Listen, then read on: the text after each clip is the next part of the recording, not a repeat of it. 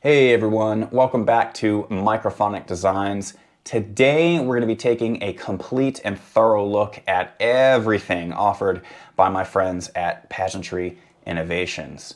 Now, Pageantry Innovations is a hard goods manufacturer based out of the Dover/New Philadelphia area of Ohio.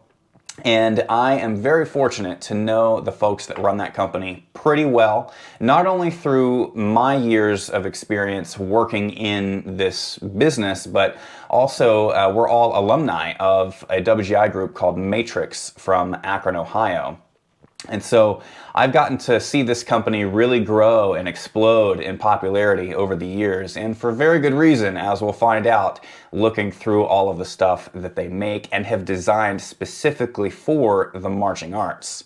Now, that being said, this video is going to be a pretty long one. We're going to cover an overview of all of their product categories here in just a moment to give you a preview of what's to come, but as always, feel free to skip to the section that's marked in the chapters below that interest you, or you're welcome to find the individual video that I will upload separately. So each chapter in this super long video will also be uploaded as its own video separately later on. So to give you an idea of how much different types of stuff the guys at Pageantry Innovation make, here's a quick look at all of the different just categories of products that they have. We've got speaker carts, mixer carts, synthesizer carts. There's upgrade options for the synth and mixer carts, and we also have wiring upgrade options for those as well. They make two different drum set carts, they have utility carts, accessory racks. They have a very unique line of product that they've dubbed the DistroBLOX lineup. We've also got accessory items, drop covers for a lot of the carts that they make, and then there's a few new products for 2025 that I think they did a soft launch of at this year's TMEA convention. We're going to take a look at those products with as much detail as we can, but again, we'll get there when we get there. For now, feel free to grab some snacks, sit back, relax. This is going to be a long one. I appreciate you hanging out with me, and you might learn a thing or two about PI, because I think that especially when it comes to all of their upgrade options and all the different wiring upgrades that they have, you may be inspired to find some sort of custom combination that would work really well for your group. Now, that being said, Microphonic Designs is an authorized dealer for PI, so if anything in this video series piques your interest, get in touch, let me know, and I would be happy to help you take a look at either upgrading your existing equipment or adding some of this stuff to your ensemble. Let's get into it. Oh, and one more thing before we get started. I have written plenty of notes to help me remember stuff for all of the gear that we're going to look at. So I've got my notes on this side of the screen, and then I've got like the screen recording on this side. So you will see me reading from my notes just to make sure that I don't forget anything. And then when we get through the important details that I've written down, we'll talk about the stuff for a little bit. So yeah, let's get going.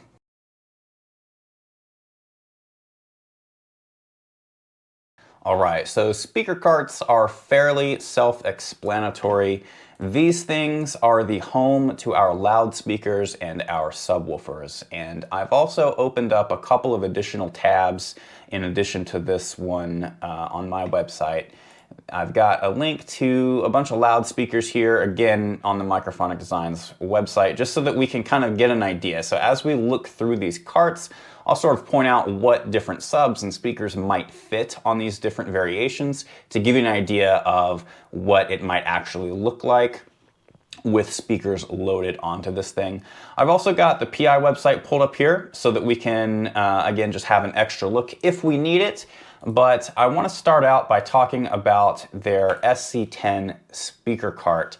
And this speaker cart, as with all of them, so I guess I'll mention this. So all of the speaker carts in their lineup can be sized to specific loudspeakers, and they all use the 8-inch all-terrain 360-degree swivel casters, which are the wheels on the bottom there. So you'll notice that all of these frames have the all-terrain casters, and with the exception of the handles on the sides of some of these carts, they're all built with the 1.5-inch square steel tubing. So you can actually clamp using like a standard percussion clamp anything you want onto these speaker frames. So like if you wanted to go crazy and mount a suspended cymbal next to your speaker stack, you could do that.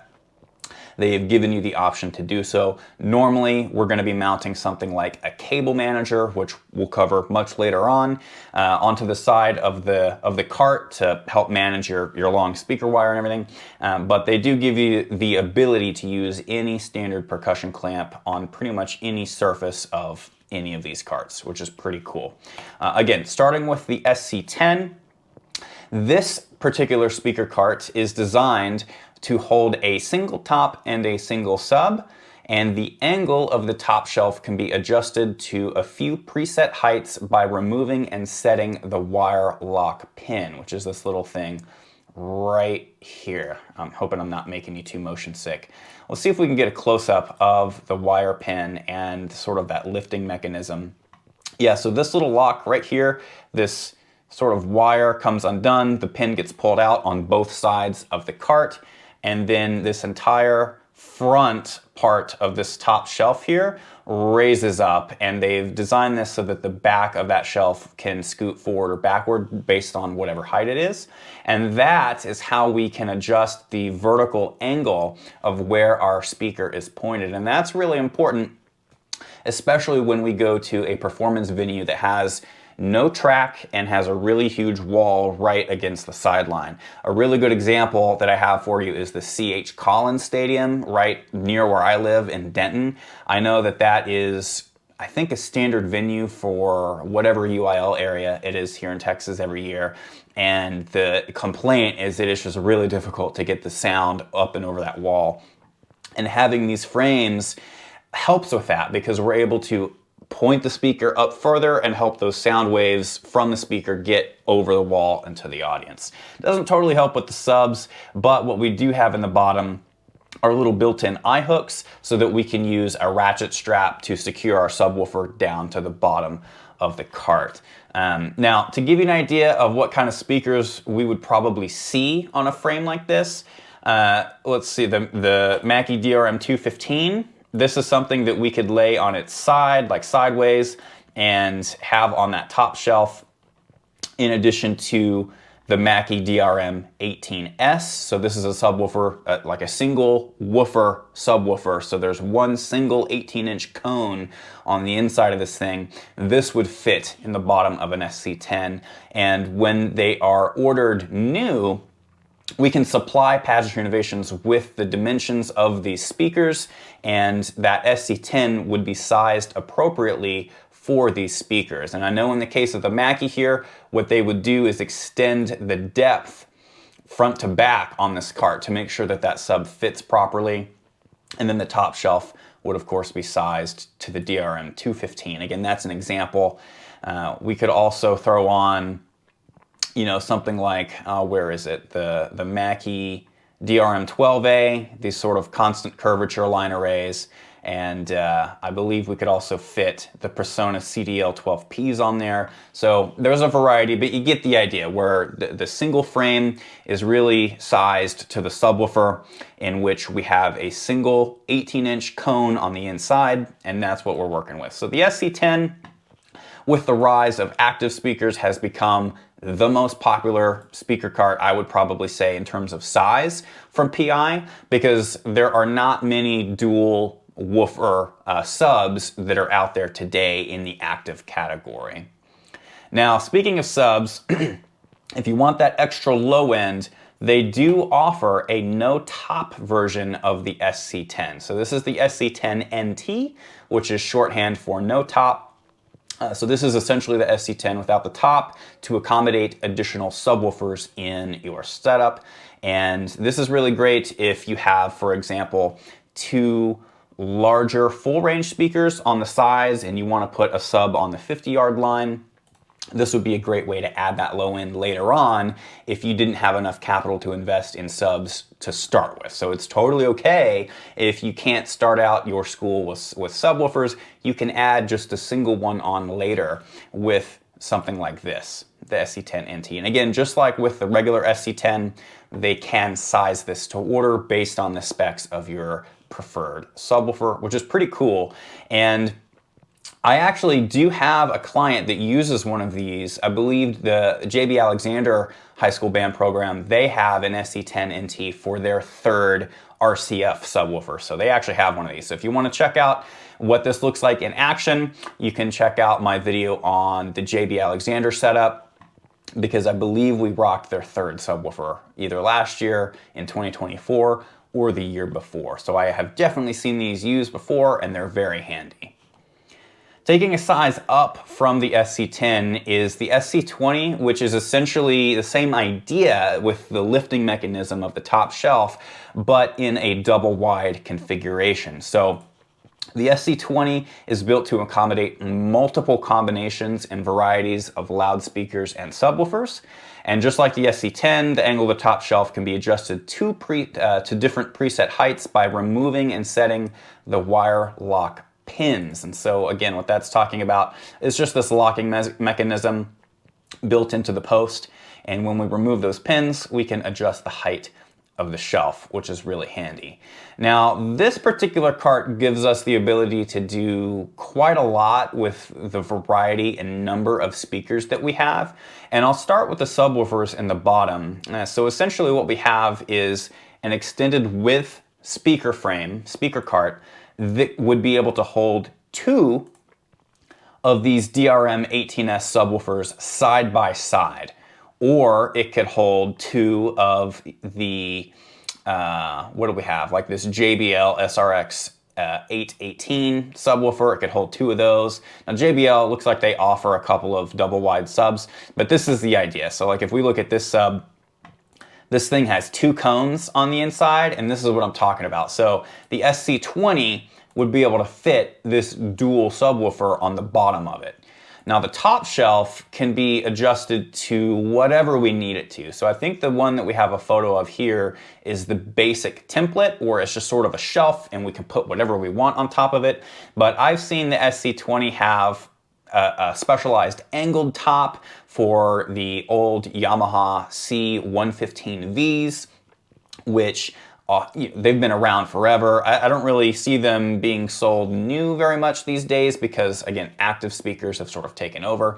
But PI does have like a custom designed shelf for those.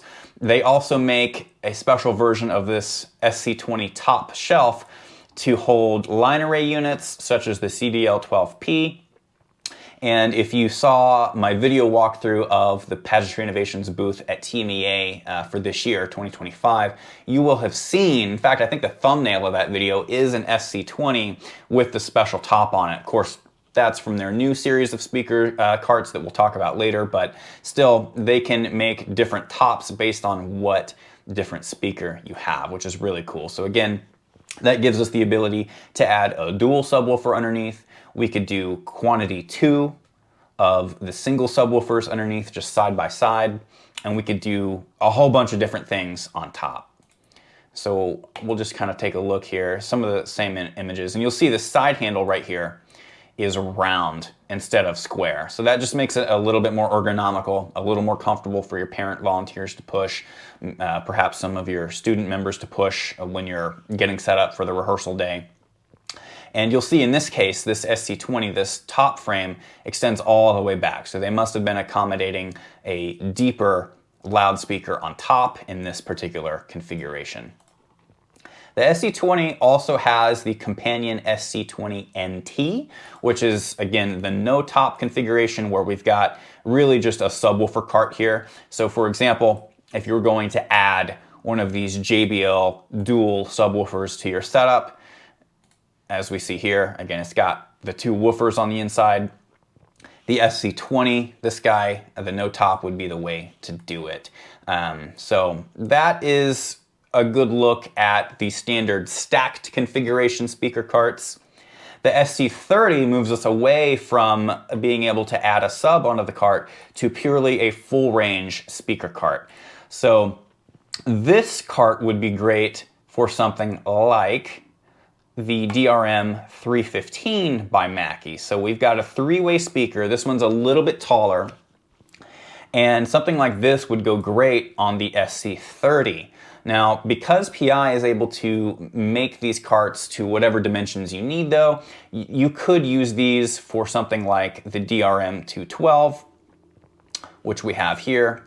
So this is a smaller loudspeaker, which you can't really tell the size from the pictures. The height's only 25 inches on this particular speaker, but they can size this for the smaller speakers. That way you can use it for center fills or satellites, or in the instance of a three-way speaker, you could use it for your main speaker stacks as well. Now, we still have the problem though in this cart of, well, how do we adjust the vertical aim of the loudspeaker? Well, the magic lies in this little backrest bar here. So you'll see they've got the pre-configured height adjustment, I guess like presets here drilled into the post of the frame. And essentially to raise the vertical angle where the speaker is pointing, we lower this bar so that the speaker sits back further. And we've also got a pair of eye hooks in the bottom, again, to strap that speaker in for transit. Now, the only downside to that is that if we're going to adjust the angle of the speaker, we also have to loosen the strap. But once we get the strap on there, it's not so big, it's not a very big deal at all. It's just something to keep in mind. So some of the notes I have on the SC30, it's built to work with full range loudspeakers only, so again, no subwoofers on this one. And these can also be built to accommodate single woofer loudspeakers and dual woofer loudspeakers. So for example, if you do a search for the Yamaha C215V, that particular loudspeaker has two 15-inch woofers built in, very tall speaker that can fit in here as well. And then, of course, the backrest bar can be moved. So yeah, a lot of stuff I already covered in the notes. Pretty straightforward cart, but very useful, again, for those folks of you out there that you don't necessarily need subwoofers just yet, or you're going to add some speakers to your setup as a center fill channel, or for satellite speakers out on like towards the 20s or the end zone.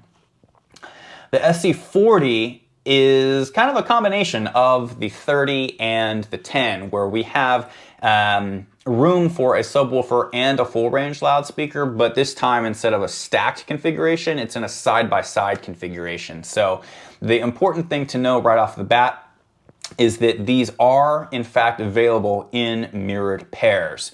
And so that's to make sure that, for example, our subwoofers on each side are closer into the 50, and then the full range loudspeakers are further away from the 50 on both sides, so that it's true stereo.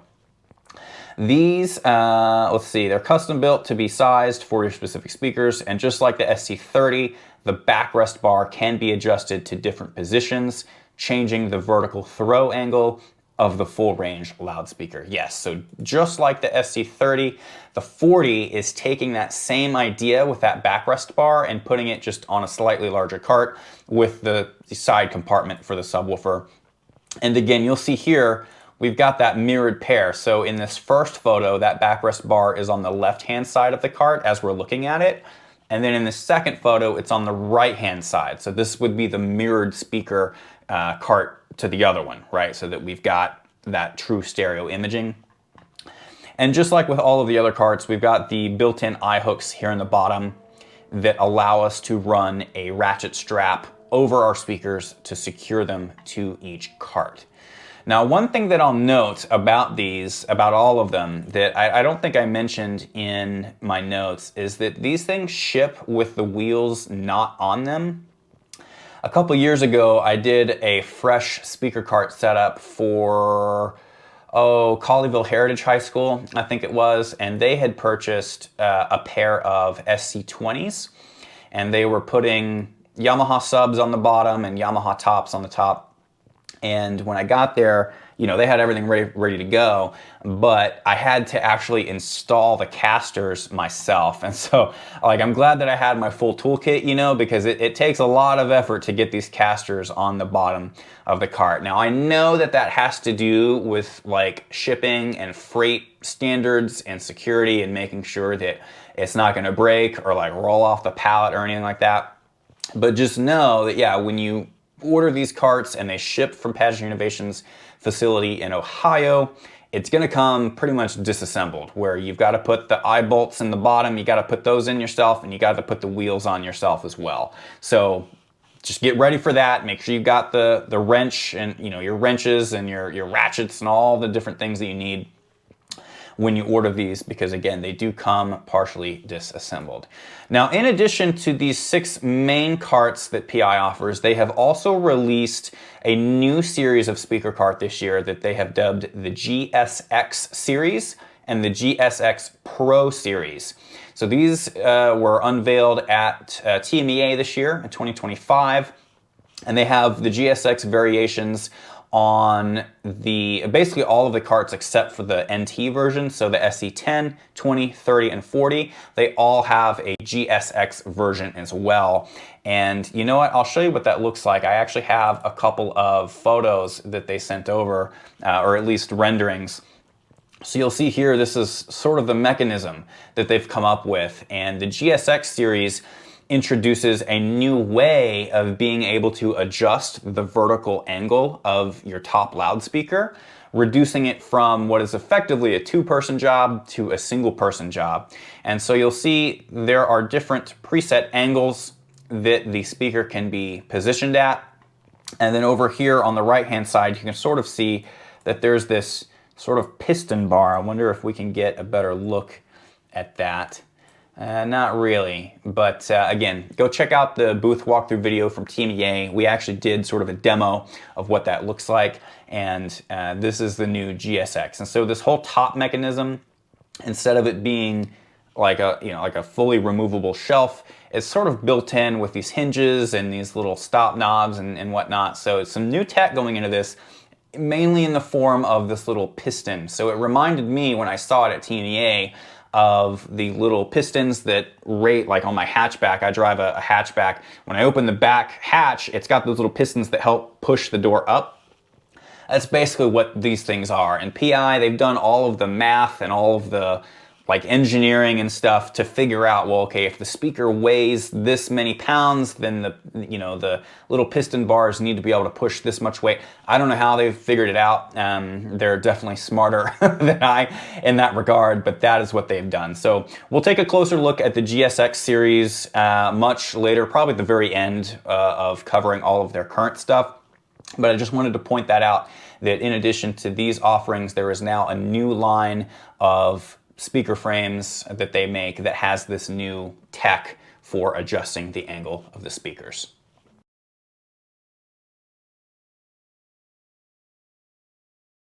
Now, mixer carts actually have, there are fewer model numbers of mixer carts than there are speaker carts, but when we start to look at some of the upgrade and trim options available for them, the number of different combinations that you can find are pretty staggering. So let's see, with mixer carts, so all of the carts are fully enclosed and several of them have multiple trim or upgrade options. Several wiring upgrades are also available for all of these mixer carts as well, but we're going to look at those in greater detail later on. The same goes for the trim upgrades, so I sort of consider them to be 2 separate things. So the trim upgrades have to do with the body of the frame or of the cart, and then the wiring upgrades have to do with the connections on the side panel of the cart, and then some of those have wiring that go on the inside as well.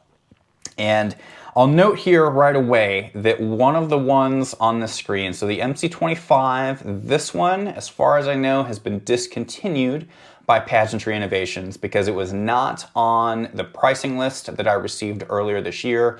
So, pretty much from every single company that makes anything, the dealers, we get like a price list of all the items, that they carry. And the MC25 was not on the list this year. So I believe they have discontinued the MC25, and I've marked this as discontinued and left it on my website as a reference page. And the KC35 is technically built as a synth cart, but they sort of describe it as a hybrid synth / mixer cart. So I've included it in this group because that's sort of what they also intended for it to be. So we'll take a look at that cart in just a little bit. But let's start with the little guy. This is the AB10 Audio Rover. So this is what they consider to be a semi-mixer cart, and it's designed to be an audio hub for rack mount equipment, such as your digital snakes or even your rack mount mixers, power conditioners, different things like that. This has a much smaller footprint than any of the other mixer cart options, and it only has one available upgrade option or trim upgrade, which would be the Stealth Series all blacked out hardware. Now, the AB10 Audio Rover, I know a lot of DCI groups love using this thing because a lot of those groups require an enormous number of audio inputs, and they're using much larger, like commercial grade, like mixing boards than we typically need for regular high school marching band. So in this case, I haven't seen these used very much for high school band, but it is an option. And in fact, one of the groups that does have one of these that I know of, in fact, I did a video walkthrough of theirs. You can check out the Colony High School audio walkthrough from 2024. They have an AB10, but there was just no need to roll it out there because all of the stuff that they had the year before in this little cart, I was able to put in one of their synthesizer carts. And so instead of running their Ethercon cable to this thing, we just ran it to the synth cart, and we reduced the number of things that they had to load onto the truck and that they had to wheel onto the field every day for rehearsal and then of course for competition. So this is truly for like if you need extra flexibility with a digital snake in your front ensemble, or you're truly out of space for something else. That I think is what this is mostly used for. And what's really nice about it though is that you do get the rack rails on the front and the back in case you need that double rack space for anything that's shallow like wireless receivers or so forth. And they also include their standard power inlet and outlet. And so what I'm talking about, let me point that out. So here on the side of the cart, you'll see a standard Edison inlet, and then you've probably peeped this on the inside of the cart. We've got the quad outlet box on the inside. So plenty of outlets. You wouldn't need necessarily to put a power conditioner in this thing because there's plenty of outlets, but you still could do so. I believe this thing has, I want to say it's 8 or 10 units of rack space. So let me find out. Let's see, 10U shock mounted rack rail. So yeah, we've got 10 units of rack space. For sure on the front and maybe 8 or 9 on the back because this quad box would sort of be in the way of anything on that bottom row in the back. But if we're looking at it from the front, we've got 10 units of rack space to work with for anything that we could possibly need. And as you may have pieced together here, the front and the back panels are fully removable, so you have real easy access to everything inside this thing. And as with all of the other mixer carts, this also comes with the all-terrain wheels and the round handles to make it a little bit easier and more comfortable to push around. Now, one of the new products that PI has unveiled this year is really similar to the AB10, and I'll point this out quickly because we'll go over it later. This is what they are dubbing the PA on the go. So you'll see it looks very similar to the AB10, the big difference being the indoor casters as well as the speaker pole mount on the top. So this will certainly have its place. We'll cover that a little bit later, but I just wanted to mention that there is another very similar product to the AB10, and that is this thing here, the PA on the go. So we'll cover that again towards the very end of the video when we look at new releases for this year. Now the first size of complete full mixer cart is the MC10. So this is sort of the youngest sibling of the lineup of the MC, the mixer cart series that they have. The MC10 is, it fits small format mixers very comfortably, so something like your Yamaha TF1. And actually, let me pull up the mixer page here so that we can get some size comparisons. So yeah, so all of these mixers on this top row would fit very nicely in an MC10. It's got 10 units of rack space by default, and it has one of those quad outlet power outlets on the inside. I don't even know what they're called, a quad Edison outlet, a quad box, this little power outlet guy here. The available upgrade options for the trim, so the available trim upgrades includes the Stealth series, which is all blacked out hardware, so all of these like silver rivets would be blacked out.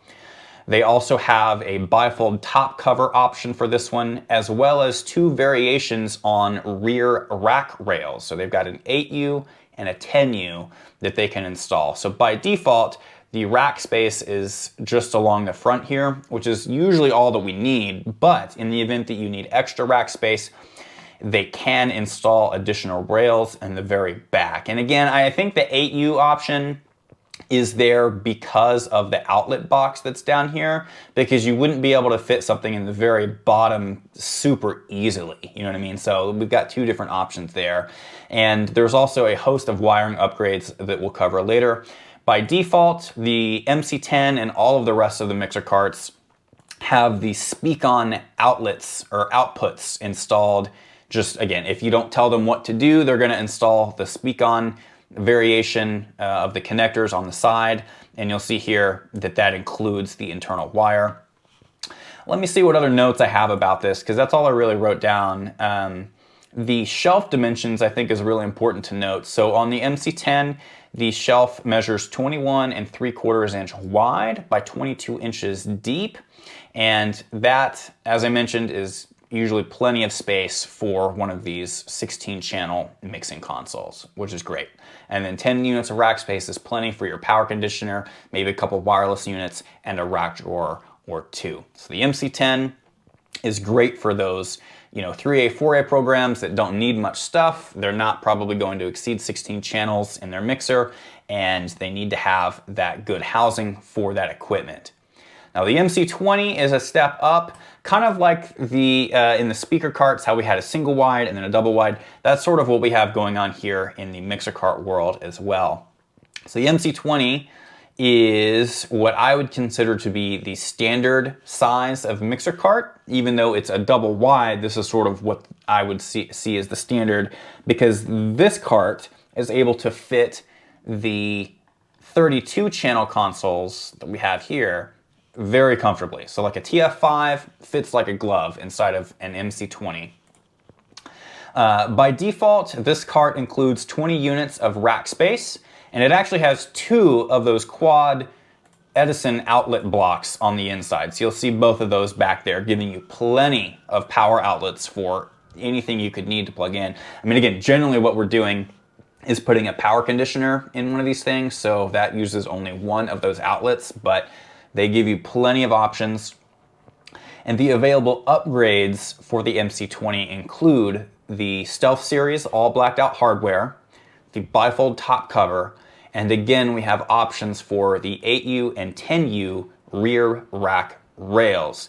So that adds rear rails to existing front facing rack rails. So I mentioned that because again, by default, all 20 units of rack space are facing the front, which makes the most sense because this is where we're, you know, standing most of the time, but you can get those rear rack rails added as you need. Now this is the mixer cart that I've probably worked with the most. I mean, I can't tell you how many of these things that I have cleaned out, gutted, and then rebuilt from the ground up to have that clean wiring. And one of the things that's really nice about all of the Pageantry Innovations mixer carts is that they give us plenty of different little areas and spaces and nooks and crannies to do a lot of really great cable management. So if you'd like to see how I set up an MC20, I think that there are plenty of videos out there that I've done of the audio system walkthroughs that have an MC20. And, you know, the 32 channel mixers fit perfectly on top, and that's usually all we need. So groups that have a 32 channel mixer and then some, there is a larger cart that we'll get to in a moment. But for most people, if there's a key takeaway from the mixer cart section, it's that if you're trying to plan for future growth and you're still only using a 16 channel mixer, and you're thinking, oh, well, maybe at some point in the future, we may need to upgrade and expand that, go with an MC20 to make sure you've got enough room to grow into, because it's just a lot more expensive to buy, you know, a smaller cart like the MC10 to start with and then buy a whole nother frame later. I would say just spend a little bit extra, get the larger cart so you've got room to grow, and you'll be covered for a good long while. There are not many groups that need a whole lot more space than this cart has to offer. However, for those groups that do need that extra room, the MC30 is the way to go. So the MC30 is a beast of a cart. is what we would consider to be a triple wide cart. So this is 3 rack units wide with oceans of space on the top shelf and below deck. By default, there is still 20 units of total rack space available, but we have a dedicated storage area over here for snakes, mic stands, storage cases, whatever it might be. You know, the wireless antenna could go down here. The program that I think probably is a really good example of a group that uses all of this space is JB Alexander High School. Actually, you know, I don't think we use all the space. We're going to soon, but they have an MC30 with one of the upgrade options, which, by the way, available upgrades for this cart, again, include the Stealth Series, all blacked out hardware. We've got the bifold top cover. We've got the rear rack rail, the 8U and the 10U variation available for it. And this cart has so much space that there are 2 more upgrade options available for it, where we can add what they call the R4DD, which is a 4U drop down rack. So basically, that is the one that the JB Alexander program has, where we have 4 units of extra rack space that's suspended from this sort of top rail up here in this area. So you still get all of the snake storage area down here with that additional 4U of rack space up here. And they also have an R10 static mounted rack and lower storage bay. So I think the R10 is, I guess, putting an additional 10 units of rack space over here, but that is one of the upgrade options in addition to the rear rack rails, is the R10, which must be an additional 10, which would make your total rack space 30 units, which is crazy. So the MC30, beast of a cart, absolutely requires at least 2 or 3 students to push, at least 2 or 3 parents to push. You can fit a 32 channel mixer on top of this thing, in addition to 4 more units of rack space on top of the shelf. You could put a small MIDI controller up here with a laptop. You could put a monitor speaker up here. I mean, there's a lot that you could do with all of this extra shelf space on the top. The shelf space measures 63 3/4 of an inch wide. I said that weird. 63.75 inches wide and 22 inches deep. And I know for a fact that PI has made custom variations of this cart and the MC20 to accommodate mixing consoles of various sizes, especially for some of the drum corps groups that are using like the D Live series and like the Yamaha CL series. I can't totally remember all the super high-end consoles, but they're a lot bigger than your standard digital console. And I know PI has made custom-sized mixer carts for those groups. So in the event that you're like, you know what, we're going to be using a commercial-grade mixer, PI's got you covered. They have the specs on that gear, and they've done it before. So the KC35, again, we'll cover in the synthesizer section, but it is in here because they do market it as a hybrid mixer / synth cart, and we'll see why in the synthesizer cart section. But that about covers the 4 options that are available for mixer carts.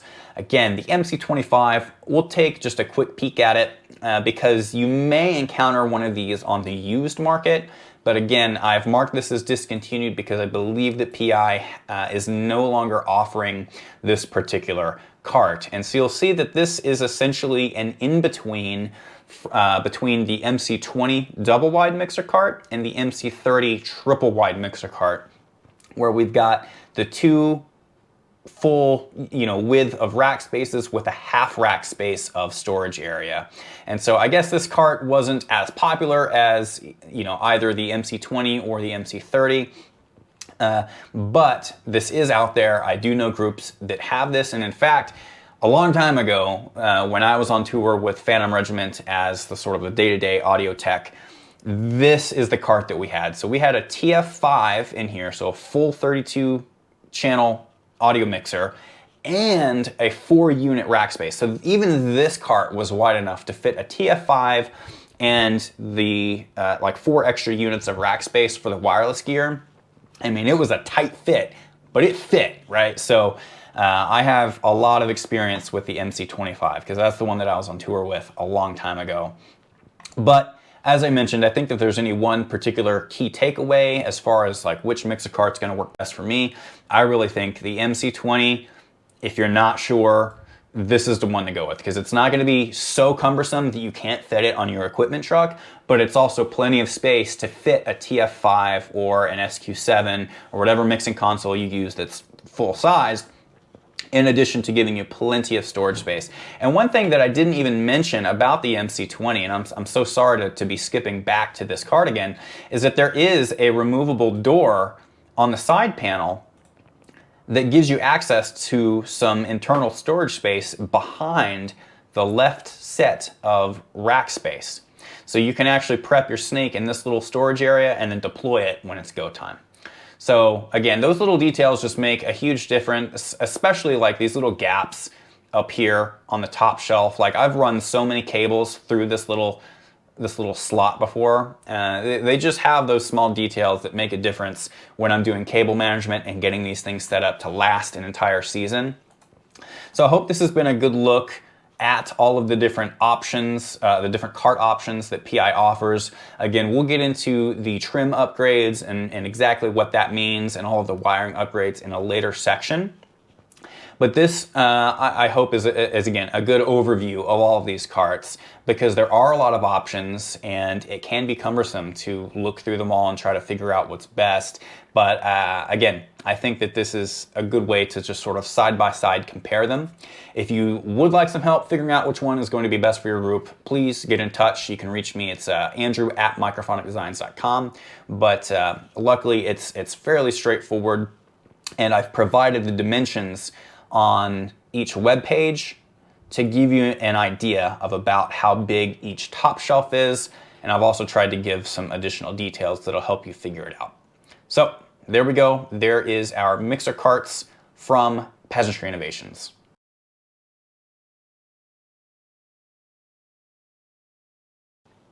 With synthesizer carts, I truly think that there is definitely something for everyone in this lineup. So Pageantry Innovations offers 4 main model numbers of synthesizer cart, and they all have the all-terrain wheels, which you would probably expect, but the body of each of them is definitely quite different than of all the variations, these have the widest spread, I think.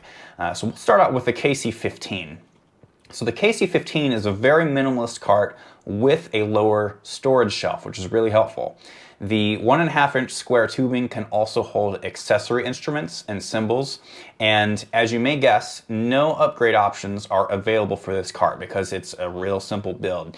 Now, this cart I have seen used most often as like a mallet station cart. I've even seen it used with synthesizers here and there, but most often I see something like this with like a mallet station. And I think what that speaks to is the fact that something like this, that is marketed and designed to be a synthesizer cart, can also double very well as a percussion cart. Like the whole top shelf with this foam up top is it's basically a giant tray table, right? And what they've done with the design of this top portion, I'm trying to see if I have a photo. You can kind of see it here where there's a bar, so the foam goes to this point here, and then there's a gap between the top shelf and this back rail. In addition to the top accessory rail. So you have multiple places where you can mount different things. So in the case of a synthesizer, let's say, for example, we have a Yamaha MODX8 sitting on top, so that would take the full width. We can also have the monitor speaker, and we can have, you know, wind chimes or something like that, like another accessory tray table mounted to this accessory rail, so that synth player is almost on double duty, so playing the synth and doing wind chimes and whatever else. And in addition to that, we have storage down here that would be most likely used for, you know, like your power cable that's going to plug into the mixer cart. You could also have, you know, a storage bin down here that comes out for rehearsals, kind of like the extra parts, you know, storage bin or parts bag could go down here. You could use this bottom shelf for pretty much whatever you need. But this is a really versatile cart, and even the side posts are made with that 1.5-inch square steel tubing, so you can add like crash cymbal cradle to the side here, or whatever it is that you may need. So again, the side posts and the top accessory rail are all that standard size, so you can use any of your percussion clamps to mount anything anywhere you need on this cart, which is really cool. So while it is a minimalistic design, very functional, very useful, and even has a purpose for the concert season. Again, you could easily use something like this as a percussion, like a concert percussion sort of trap table type thing. The main shelf dimensions measure 33 inches off the ground, so it's a fixed height. You cannot change the height of the top shelf. 33 inches high off the ground, 57 inches wide, and 16.5 inches deep, and that's the top shelf. So that's the area that you have. Again, big enough for a full-size synthesizer and more than enough space for like a multi-percussion, accessory percussion type setup. That's the KC15. Now the KC20 takes the same idea, but we're gonna add side panels around the bottom portion. So you'll see that this is almost an identical build to what we were just looking at, the KC15, with the exception of this bottom portion. So this is really nice because it gives anything that you need to put in the storage area that extra protection, and it gives it that nice enclosed look while still remaining open and flexible on the top. So my notes for the KC20. This is the same dimensions as the KC15, but with the protective side panels added to the lower storage area.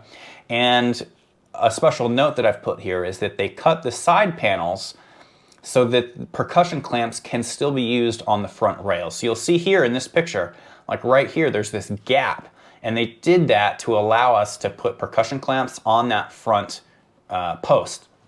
Again, what I see going there is like a crash cymbal cradle, or even like a cable manager if you were to do something like that, but we have the ability to put stuff on this front post, which is really nice.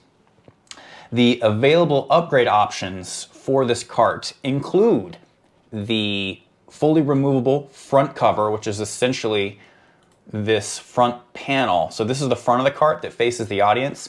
The removable front cover is this entire panel becomes removable, so you can get underneath from the player side or the audience side.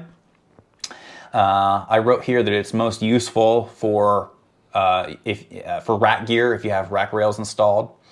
You can also have an R10, a set of 10 unit rack rails placed inside for if you're going to run like a Mac Mini setup, or if you're going to have a couple of digital snakes placed in here, or even something as simple as a power conditioner, right, for the stuff that you're going to plug in. So they do have the available option for putting rack rails inside, but it does not come with that by default. So that's really important. What you see here is the default option. So if you order a KC20 without any extra add-ons or anything, this is what you're gonna get right here. They also have the RRR 8U and 10U, so this is the rear rack rails. But what's important to note about that is that you can only get the rear rack rails if you get the R10, the front-facing rack rails. So again, the rear rack rail upgrades only apply if you have existing front-facing rack rails. And then they also have the Stealth Series all blacked out hardware for this option, which essentially takes all of the little silver rivets and they use black rivets instead. And again, one more point to drive home about the default version of this cart is that it does not come with a power inlet by default. It would require a wiring upgrade, which again, we're gonna look at wiring upgrades later on. But by default, it does not come with any sort of anything extra than what you see right here. So if you're going to use this frame as a synth station, like a mallet station setup or something like that, I would highly advise get the KC20 with the R10 upgrade option and one of the wiring upgrade options to get power into the cart. So that hopefully gives you a good idea of what extra stuff you would want to be looking at if you're going to use this in that type of configuration. I have seen this cart used without that extra stuff before, both as like an electronic station as well as a multi-percussion setup.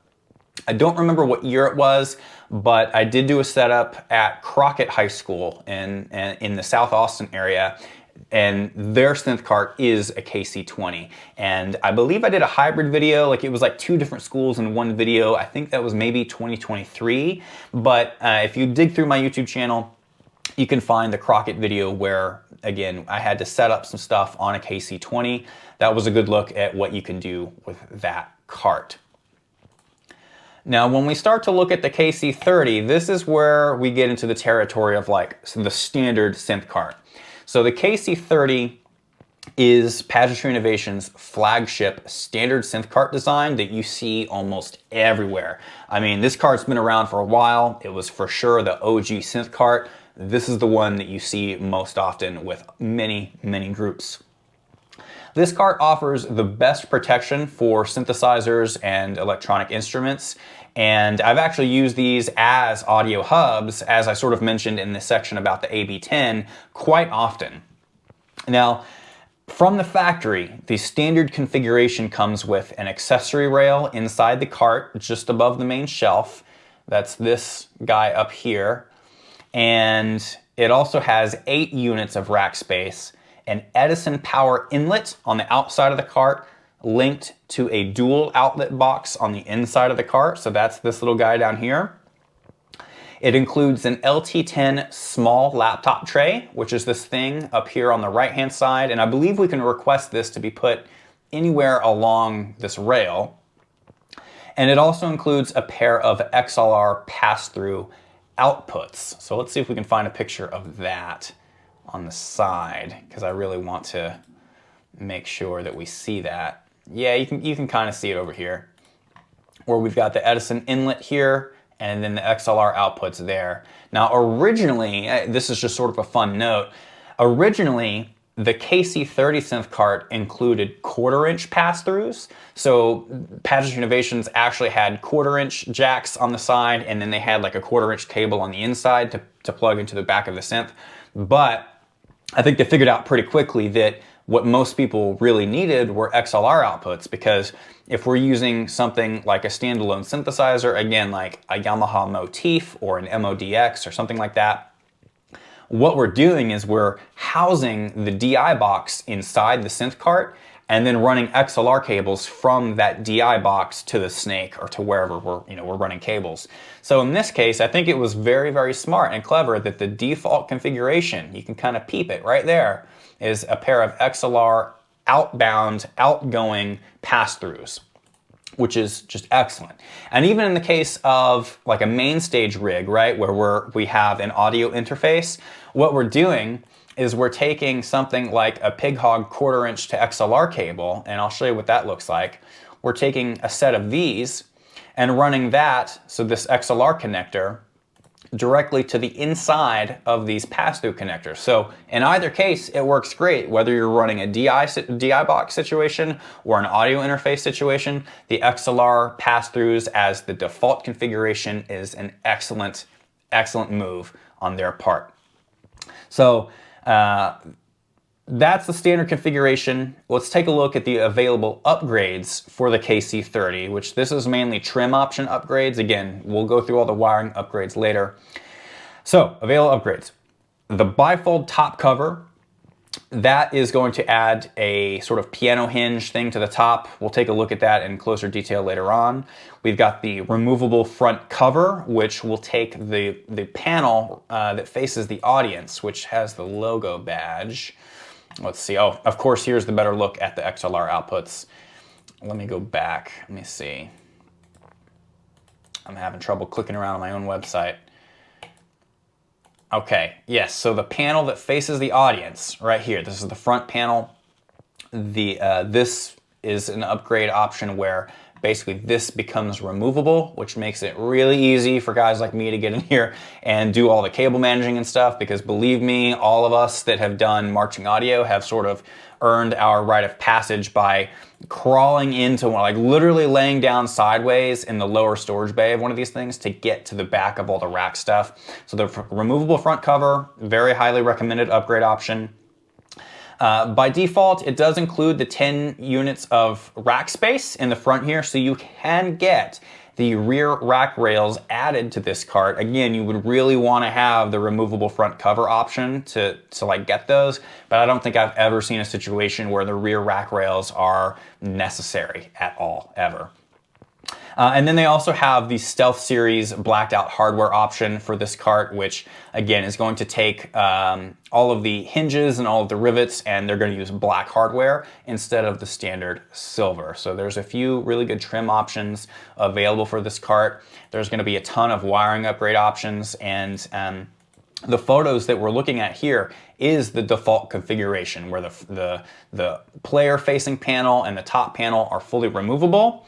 We get the laptop tray, we get the power inlet, the dual outlets on the inside, as well as 10 units of rack space. And I believe this bottom section down here, and I didn't mention this in previous sections for the mixer cart, but you can fit the top panel that comes off the top down here so that it stays with the cart in case it starts raining or something like that, which is not done too often because it tends to scratch the metal bars that hold the plastic panel in place. But you can store your lids down here in this bottom area, which is pretty slick and is just a small touch that, again, can be helpful if you find that useful to yourself. Now, just like with the KC10 and the KC20, the top shelf of this cart is 33 inches above the ground. So again, fixed height. We can't really do much to change the height of the top shelf. That shelf measures in at 60 inches wide and 16 inches deep. So again, plenty of space for a full-size synthesizer. You could put a mount station in one of these things, any type of MIDI controller all the way up to the 88 key.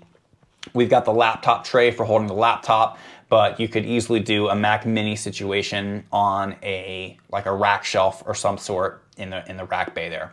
And then plenty of storage area in the bottom as well for power cables.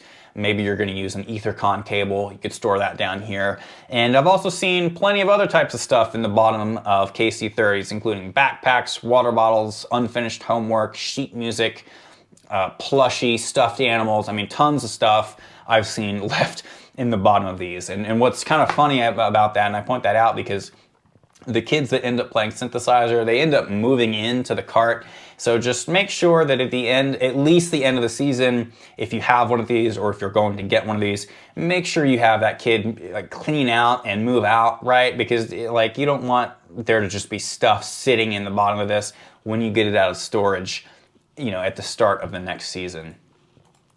So again, KC30, that's like the flagship standard synth cart. There is a slightly larger option that is the KC35. So we briefly mentioned this one in the mixer cart section of the video, and I mentioned it there because PI sort of markets this as a hybrid slash mixer hybrid cart, synth slash mixer cart. Sorry, I got my words mixed up.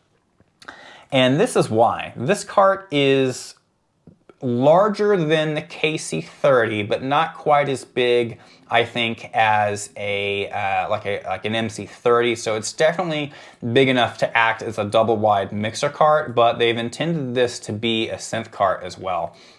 So you'll see here the top shelf is at an appropriate height for a synthesizer to sit on, and they've actually done a cutout in the middle for players to sit on a stool or something like that to actually play with proper piano technique, which I believe is what a lot of groups did in the very beginning. I remember being a member of Crossman back in 2013 and 14, and while that group was not yet using Pageantry Innovations, because they were just starting out, I remember our synth players would actually have to haul out their bar stool looking thing and sit on it to play. They didn't just stand there and play, they actually sat down. And I think that was partially because they were using foot pedals and things like that. So the whole idea with this is for the player to be able to sit and use foot pedals at the same time. We have a few notes to go over with the KC35. So it's got, the unique design that allows the performer to use a piano seat or stool to sit and play. And here is the standard configuration. So here's the notes I wrote down for the standard config of the KC35. We've got an exterior power inlet linked to 8 internal power outlets. So just like we saw with the MC20 mixer cart and the MC30, we've got 8 total power outlets on the inside of this thing. We actually have speak-on wiring so that we can hook up speaker amps to our passive speakers if we have those. But again, you can opt out of having that in the cart if you'd like. The top shelf actually has an extended depth to accommodate mixing consoles if you're not going to use this as a synth cart. And the doors, there's actually, like, the default configuration is for there to be rear access doors to get to the back of the rack space on this cart. So there are hinged doors on the front of the cart, the audience side of the cart, for easy internal access. There's an accessory rail with a small LT10 laptop tray by default. So again, we can mount a monitor speaker in here. We can mount wind chimes, that accessory percussion stuff if we wanted to. And they pre-install an LT10 laptop tray by default. And then we have 16 total units of rack space. So there's 8 units of rack space facing the player on each side of this cart. Available upgrades include the bifold top cover option, the RRR8U, which is, it adds 8 more units of rear-facing rack rails to the back of this, of like the rack space. And then we also have the Stealth Series all blacked out hardware option if you want that sleek look for your cart. And this one, I've only seen maybe 1 or 2 of these. When I was on tour with Phantom Regiment, this was the cart that our synth player had at the time. And she had, like, oh my gosh, we had her regular synth on the main shelf and then like another MIDI controller on top of that one, and then the laptop was up here. And this was also where we hosted, I'll show you, it was the Yamaha TO boxes. So let's see, if we go into maybe audio distribution, no. We need to look up TO 1608. Oops, gosh, my typing is all off. So this is how we're just kind of hanging out here. So yeah, oh, you know what? I took the TO boxes off because they've been updated. But if you're using digital snakes, you can mount them in here. I may cut that part of the video out. We'll see. A lot you could do with this rack space. Yeah, I've used one of these or worked with one way back when I was at Phantom Regiment in 2016. And then I've also worked with one of these at Byron Nelson High School here in the DFW area, which was a couple years ago. I think I last consulted with them in maybe 2021 or 2022, so it's been a few years, but Byron Nelson has one of these, and they use it as their entire audio hub. So like they have a rack mount, they have a TF rack and a TO 1608 stage box, and their synth setup and all that stuff is built into this cart here, which is pretty cool. So plenty of space, plenty of outlets, plenty of upgrades, and just like with all of the other synth carts and mixer carts, there is a huge array of wiring upgrades available for it. So there's a good look at each of the different synth cart options available from our friends at Pageantry Innovations, along with the list of available trim upgrades, and hopefully some ideas on how you can use each of these different options.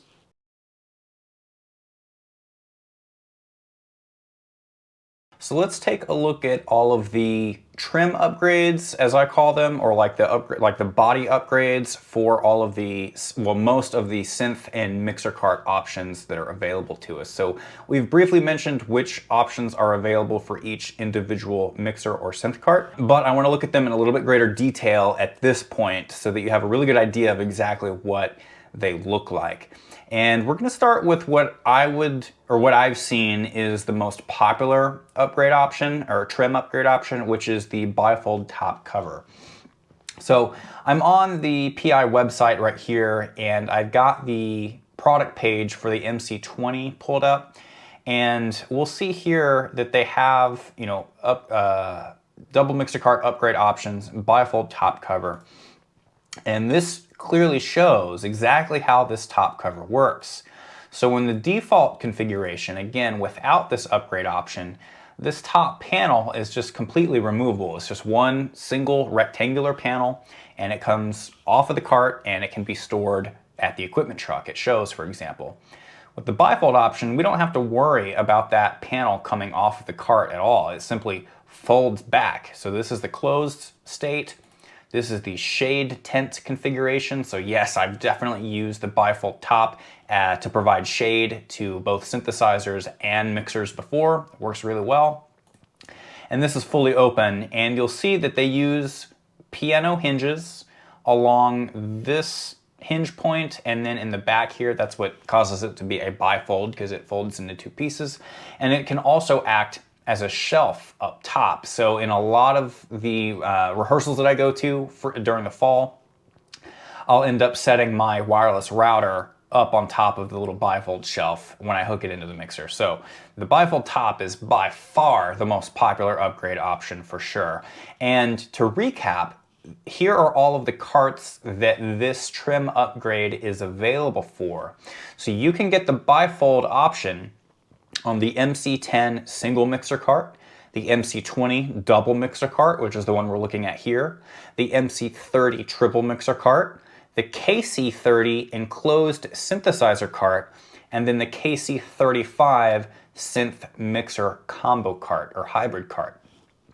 So the bifold option, very helpful for a number of reasons. The top lid doesn't have to come off. It can provide shade when you need it to, and it can act as a shelf for any extra supplementary items that you may need when it's opened up. So the bifold top cover, super useful. Now, the removable front cover is available for a few of the synthesizer carts, and so I'm going to pull up their webpage for the synth carts and see if they have any pictures of that. Let's see. Yep, here it is, the removable front cover. So again, this is the standard configuration where we have a front panel that is attached to the cart, but the removable front cover converts that into a fully removable panel, which we'll see here. It simply folds forward and then comes off. So this is really helpful for audio installation setup days whenever the sound guy is going to come and get all the wires hooked up. It can be very helpful in the event that you have to troubleshoot some sort of cabling issue in the back of your synth cart at any point. Definitely makes the job a lot easier, both for folks in my shoes and as a director. It's just a lot easier to troubleshoot when you lose sound from the synth, or maybe you just want to double check that the cables didn't come unplugged. It adds that extra ease of entry to the cart, which it just saves everybody time. I kind of wish they would offer this as like the default configuration, but I also understand that, this is an optional thing, right? Like the original design works great. This is just for those that need that extra access. So definitely something to look into if you're interested in getting a KC, what is that? That was a KC20 or a KC30. The removable front cover is absolutely a worthwhile trim upgrade to look at. The next available upgrade is going to be for the MC30 triple mixer cart. So let's navigate back to mixer carts. Let's look at the triple mixer cart. And I don't think they actually have it listed on here. So this is the R4DD 4U drop down rack. So what I want to do is pull up the MC30 on my website so that we have a good picture.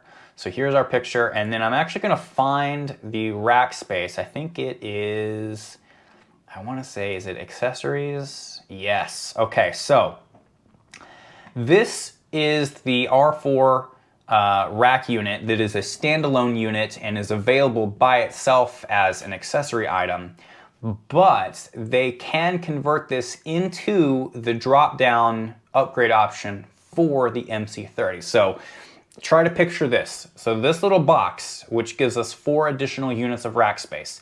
Imagine this box mounted in this upper area of that storage bay on the MC30. So that's what the R4DD is, the 4U drop-down rack. So it's only available for the MC30, and this is Pageantry Innovations 4U standalone rack space that's mounted to the ceiling of the storage bay area of the MC30. Yeah, so that's just what we just talked about. That was the note that I had written down about it. It gets mounted up here, and I believe when they mount it inside the MC30, they ditch the side panels. So like the ABS plastic side panels, they don't worry about those, and they only install the metal framing to the top of the storage bay area. and I believe they have it so that the rack rails where you would install the equipment is facing this left side of the cart instead of facing forward. I'm pretty sure it faces this way. Again, that's what the JB Alexander program has, and I mention them a lot in this with this cart because they're one of the only groups that I work with that has this large of a cart, and that's exactly what they have, is the R4DD. So that's what the drop-down rack is. So if you're going to be investing in this behemoth of a mixer cart, it may be worthwhile for you to also look at getting the R4DD upgrade option just so you have the extra space. Now, speaking of extra rack space, the next few upgrade options are only available for a few of the synth carts. So I want to navigate back to their synthesizer cart section. We're looking at the R8 and R10 rack rail add-ons. So the R8 adds 8 units of rack space from scratch, and so this upgrade does not require existing rack space. It adds the rack space to a cart. And this one is only available for the KC30 enclosed synth cart. So when we look at the KC30, by default, it includes 8 units of rack space on the left-hand side here, but we can have Pageantry Innovations add 10 more units of rack space to like some portion to the middle or the side of this storage bay area, so that you've got that additional rack space in your synth cart. I'm sorry, 10 or 8 units. So they've got the R8 and the R10. So you can add 8 more or 10 more units of rack space in the side of the cart here. But the R8 is only available for the KC30. And I wrote down that the R10, which adds the 10 units of rack space, is available for the KC20 partially enclosed synth cart and KC30. So I may have that a little bit wrong. You may be able to get either one of those options, either the R8 or the R10 in either KC20 or KC30 options. But that's what I wrote down. That's something that we can clarify with PI, but those are available. So if you want the extra rack space in the KC30, you can add that. Or if you want to add rack space to have some type of rack space in the KC20, you can add that as well. Now, Pageantry Innovations also offers the rear rack rails as an upgrade. So the RRR, the triple R upgrade options by Pageantry Innovations require you to already have rack space. So for example, if we were going to have front-facing and rear-facing rack rails in the KC20, we would need to add an R10 rack rails upgrade to face the Performer, and then we would also add the rear rack rail upgrade on top of that. So it would be 2 upgrades for the KC20. In the case of the KC30, we would only be adding 1 upgrade option, which would be either the it would actually be the RRR-8U is the model number. So that adds 8 units of rack space to the back of an existing 8U rack space, which is exactly what we get by default right here on the left side of the cart on the KC30. So the RRR-8U is available for the KC30 and I believe the KC35 synth cart, which is the hybrid synth mixer combo cart. And then they also have the RRR-10U, which adds 10 units of extra rack space to the back of an existing 10U rack space. And this is available for the MC10, 20, and 30 mixer carts. Whew, that's a lot of upgrade options, right? So essentially, what the RRR-10U is going to do is add 10 full units of rack space to the back of this cart. And I think I covered earlier that we could also get the 8U in here. Either one, I'm pretty sure is going to be good to go. But again, that's what I wrote down for the rear rack rail upgrade options. And then lastly, I'm glad we wound up back here at the MC20 product page. Lastly, we have the Stealth Series upgrade option, which again is a trim upgrade, and it gets you that black hardware. So by default, again, what we get from the factory is the standard silver rivet hardware, and with the Stealth Series, that silver hardware is all blacked out. And I don't know if it's like a different set of hardware that's more expensive or whatever it is, but again, this is an upgrade option that they offer if you want that, you know, complete stealth black slick look for your mixer or synth carts. And Stealth Series is available for all mixer carts and all synthesizer carts. So no matter which one you get, except for like maybe the case, what was it, the KC15 that was the open synth cart, like that doesn't even have rivets. So for any of the cart that uses the side panels, you can get the Stealth Series trim upgrade for that all black hardware. So that's a good in-depth, a more in-depth overview of all of the trim upgrades, which have more to do with the body and the build of each frame for each of these carts. In the next section, we're going to take a look at the wiring upgrades, which is where we really get into the functionality of the cart and not necessarily just cosmetic. So I mean, the Stealth Series upgrade, that's going to be cosmetic. The bifold top, that's sort of functional, but the wiring upgrades are where it really gets, where we can really get in depth with customization. So let's take a look at that.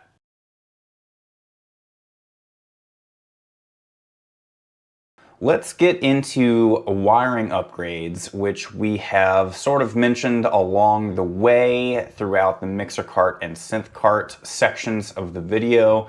And these are where the different combinations of what you can get when you order a cart really leap in terms of options. So the wiring upgrades are available for all synth and mixer carts, again with the exception of the KC15, because that thing doesn't even have side panels on it.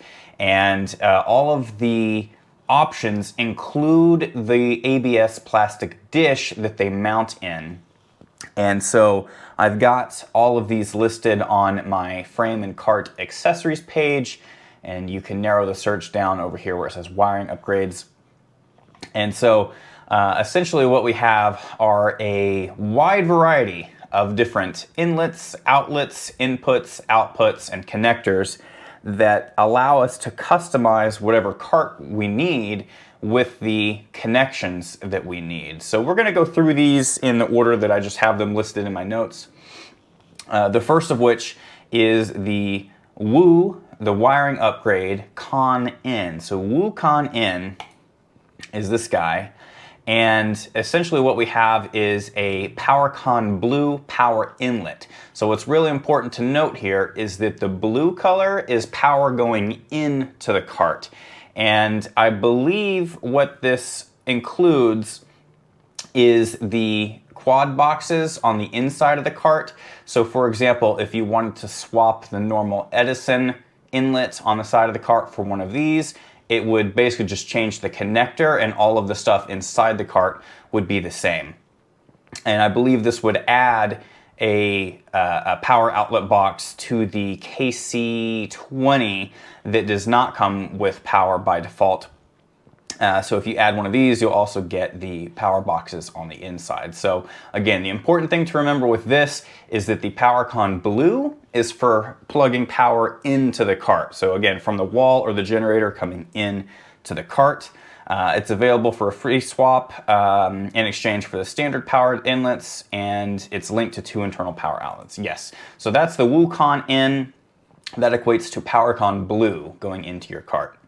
Now, WooCon Out is PowerCon Gray coming out of the cart. So for example, if you can imagine this, if you had a mixer cart that was going to supply power out to a synthesizer cart, you could add the WooCon Out to have the power coming out of the mixer cart and then sending it off to the synth cart or wherever you're going to go. So just like with PowerCon Blue, the gray color is what we look for and can recognize as power going out. So PowerCon Gray is basically the same thing as the power connector built into your wall. It's a power outlet. So the WooCon Out is not available if the cart does not have a power inlet, which makes sense. And it is just simply added to the side panel of the cart when you add this upgrade, which is very nice.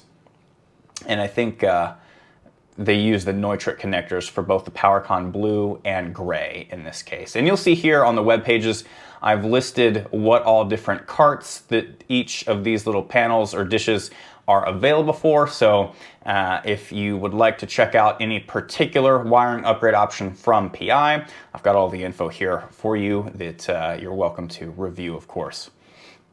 Now the Woo ETH, Woo F is an EtherCon pass-through.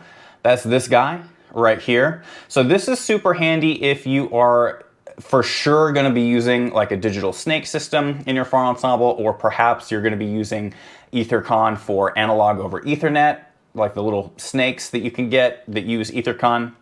That's what this is. It does not include the Ethernet cable for inside the cart, the back of the connector to mixer network. So yeah, so basically what I've written down here is that on the back side of this little plate, it's just the pass-through. So there's not going to be an Ethernet cable to go from the back of this panel into the back of your mixer or your network switch or whatever you're using. This wiring upgrade option, ironically, does not actually include any wires to the best of my knowledge. It's simply the plastic dish and then the pass-through connector for EtherCon cables. And you can also plug in regular Ethernet, but it's for EtherCon. That's really what it's for. And again, I've got the list of carts that this can be added to over here on this list. Now the Woo In is the one that is, I believe, standard with pretty much all carts. So you'll see here that I've listed it's only available for the KC20 because of the fact that it's already included by default with all of the other carts that we've looked at so far. So this is a 15 amp Edison power inlet that you can add to the KC20 to add power to that cart. And there's really no need to have more than one of these on any of the other carts. So really, this is just an option for the KC20. So if you have a KC20, or you're looking at adding one, or I'm sorry, if you're looking to purchase a KC20 and want power, this is what you would get. If you have one already, my advice would probably be to just use a power conditioner and you'll be good to go. Now, the Woo Out is the opposite. This is a power outlet. And this is particularly handy, again, if you're going to be running power from a mixer cart out to a synthesizer cart, or maybe you need to connect in your speaker carts. So you could get two of these and supply power, to your active speakers.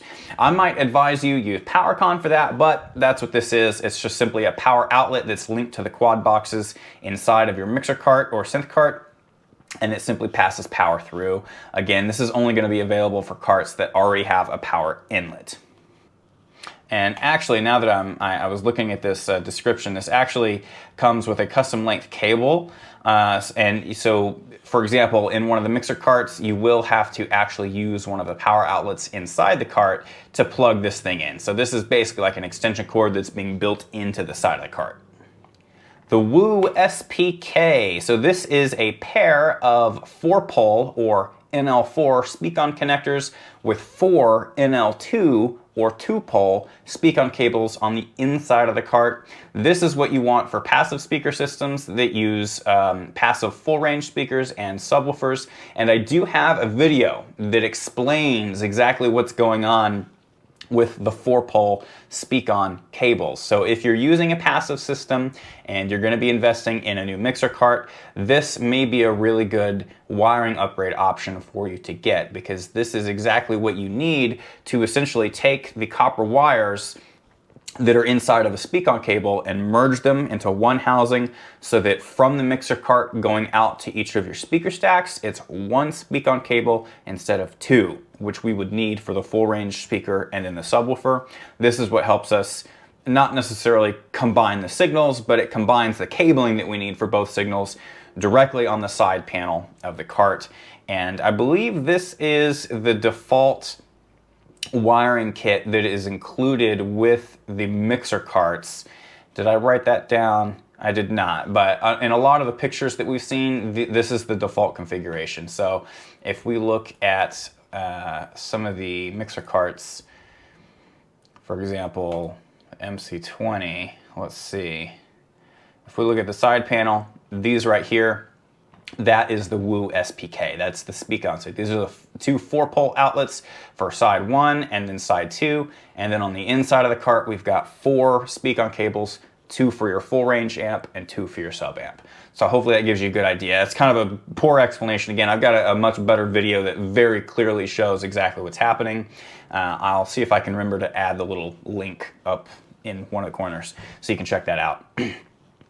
Let's see, PowerCon True 1 upgrades. So these are kind of like the WooCon upgrades, except these use the PowerCon True 1 connectors, which are a little bit different. I think they're supposed to be more weatherproof or something like that, but we've got the input or the inlet and outlet version here. So this one's going to give you PowerCon True coming in and then PowerCon True 1 going out. And then we also have the outlet as well. So if you're going to be using the True 1 speak-on or PowerCon cables to like go out to your speaker stacks, this is what that option is for. I don't think I've seen too many carts with this particular setup. I don't think the True 1 connectors are incredibly popular just because they're a little bit more expensive and perhaps a little harder to get a hold of. They're just more niche, I would say, than your regular PowerCon connector. But that's exactly what these are. These are designed for the PowerCon True 1 connectors. And the notes I wrote down for these, so let's see. I think I might be missing one here actually. There should be an in, the out, and then the in and the out. But basically what we have is for the inlet, we've got an external power inlet using the PowerCon True 1 top connector. It's linked to 2 internal power outlets. And then the outgoing version is an external power outlet using the PowerCon True 1 connector with custom length wiring on the inside to connect to an internal power outlet. So again, any of the power outlets that we've seen with these wiring upgrades, they require the use of one of the outlets built into the cart. So just something to keep in mind. The Woo TRS is what I mentioned in the synthesizer section. So this is what they used to include as the default configuration for synthesizer carts. And so essentially what we have is a pair of TRS pass-throughs, and I believe they include, it does not include the audio cables anymore. Right here, that's an important detail. So on the back side of this little plate is simply the other side of the pass-through connector. So again, I don't really see the use for this too much anymore. I think if I were going to put this on a cart, it would probably be like for a pair of synthesizer carts where maybe we've got 2 DI boxes in the main synth cart and the secondary synth cart passes the 1/4 inch cables like across and then they plug in here. Because for the most part, we're using XLR either coming out of the cart or going in. So this is good to have as an option, but I can't say that I've ever run into like the need to use it. But again, that's what it is. We can add it to any of our carts. It is still helpful to have that option. The Woo USB is another really handy one for synthesizer carts in particular. So this is just a plate with a pure old good old-fashioned USB pass-through. And this is really great for connecting MIDI controllers or if you were going to do an audio interface, you could do that. You could connect anything with a USB and just pass it through. So again, you would need probably 2 USB cables, and you could hit up Amazon for something like that. On the back side of this, you would probably need to get USB-A to USB-A because that's what it is on the back, I do believe. Because that depends. There are different types of USB pass-throughs, and I'm not totally sure what kind this is. But again, this is the option that you'd want to go for. We could probably clarify with the folks at PI exactly what pass-through they use, but I know for sure you would need to account for having another USB cable on the inside of whatever cart this is attached to. What else do we have? The Woo XLR-F. So this is an input here. So what we have is a pair of XLR pass-throughs, and this would be really great on either a mixer cart or a synth cart for plugging in soloist microphones. So if you know that your band regularly puts out a stereo mic or regularly has 1 or 2 soloist mics or even more, you could add multiple quantities of this particular dish to your cart for more inputs. But it makes it real easy to plug in those sideline mics into the side of the cart, and then that's it. You don't have to roll the cables out of the cart. You can just keep the cable with the microphone, and then when you set up on the field, they plug into the side panel of the frame, and you're good to go. What's important to note here again is that it does not include an XLR from the inside, the back of the panel, the inside of the cart, to whatever you're plugging it into. So if I had this on a mixer cart, I would need to account for 2 more XLR cables to go from the back of this dish, you know, through the cart and then into the mixer channels that I'm plugging it into. So again, something to keep in mind if you're going to add this. I'm sure that I have seen this upgrade on a mixer cart before. Not that often, because usually we're plugging into a snake or something like that. But again, you could throw these on a synth cart too and also have the soloist go through the synth cart and into the snake. So very handy configuration to have, and it's certainly worth knowing about and knowing that it exists. The last one on my list is the Woo XLR-M. This is for a pair of male XLR outputs. So again, really important to note that the XLR-M is for sound going out of the cart, and then the XLR-F, the one that we just looked at, this one, is for sound coming in to the cart. Very important distinction to make. So the Woo XLR-M is a pair of audio outputs, and this is what is included by default on all of the synthesizer carts, which again, as I explained in the synthesizer section, I think is a really great change to that sort of default configuration for their synth carts. You can add as many of these as you want to any of the carts that you want. And what's really great about it is it just gives you flexibility to have stuff going on in a synth cart or to have extra outputs on your mixer cart for your speaker stacks. And just like with the XLR-F connectors, there are no XLR cables included on the, for the back side of this connector. So if we were going to have the main left-right of a mixer come out and connect to the side panel of a mixer cart, we would need to make sure that in addition to this upgrade, we also account for 2 extra XLR cables, or however many we need to connect to. So again, this is a really great way to add that flexibility to the side of your sound cart that allows you to distribute audio however you need. So that is a look at all of the wiring upgrade options, except for maybe the PowerCon T1N, which I need to look into, figure out what, oh, it's right here in front of my face. That's this one. I so apologize. I'm probably getting laughed at in the comments. But in any case, this was a look at all of the different configurations, and you can order any combination of any of these with any of your carts, which makes it really powerful. And I think when you start to combine like the XLR inputs and outputs and the USB for your synth card and like the PowerCon connectors, it just really gives you the power to order a cart that is going to suit the needs of your group. Now, when it comes to which one of these to get and where to put them on the cart, because the folks at Pageantry Innovations, they can put it on the left panel of the cart or the right. So they're pretty flexible with where they can put these. So what I'm getting to is that for these, I highly recommend book a call with myself, shoot me an email, or talk with your like expert sound consultant to make sure that you're getting the right ones for your group. The good news is that when you do add these little plastic dishes to the side panel, the actual connectors are sort of interchangeable. So if you'll notice, like on these XLR connectors, there's little screws in the diagonals there. You can swap them out later on if you needed to, but I think when you're just getting started, it's really important to make sure you speak with an expert, talk with somebody that's going to help you think through all the details of your layout, which of course that's part of our bread and butter, and make sure that you're spending the money on the right stuff. So hopefully that helps. Let me know if you got questions about the wiring upgrades. This part in particular can get overwhelming. I'm certainly happy to help.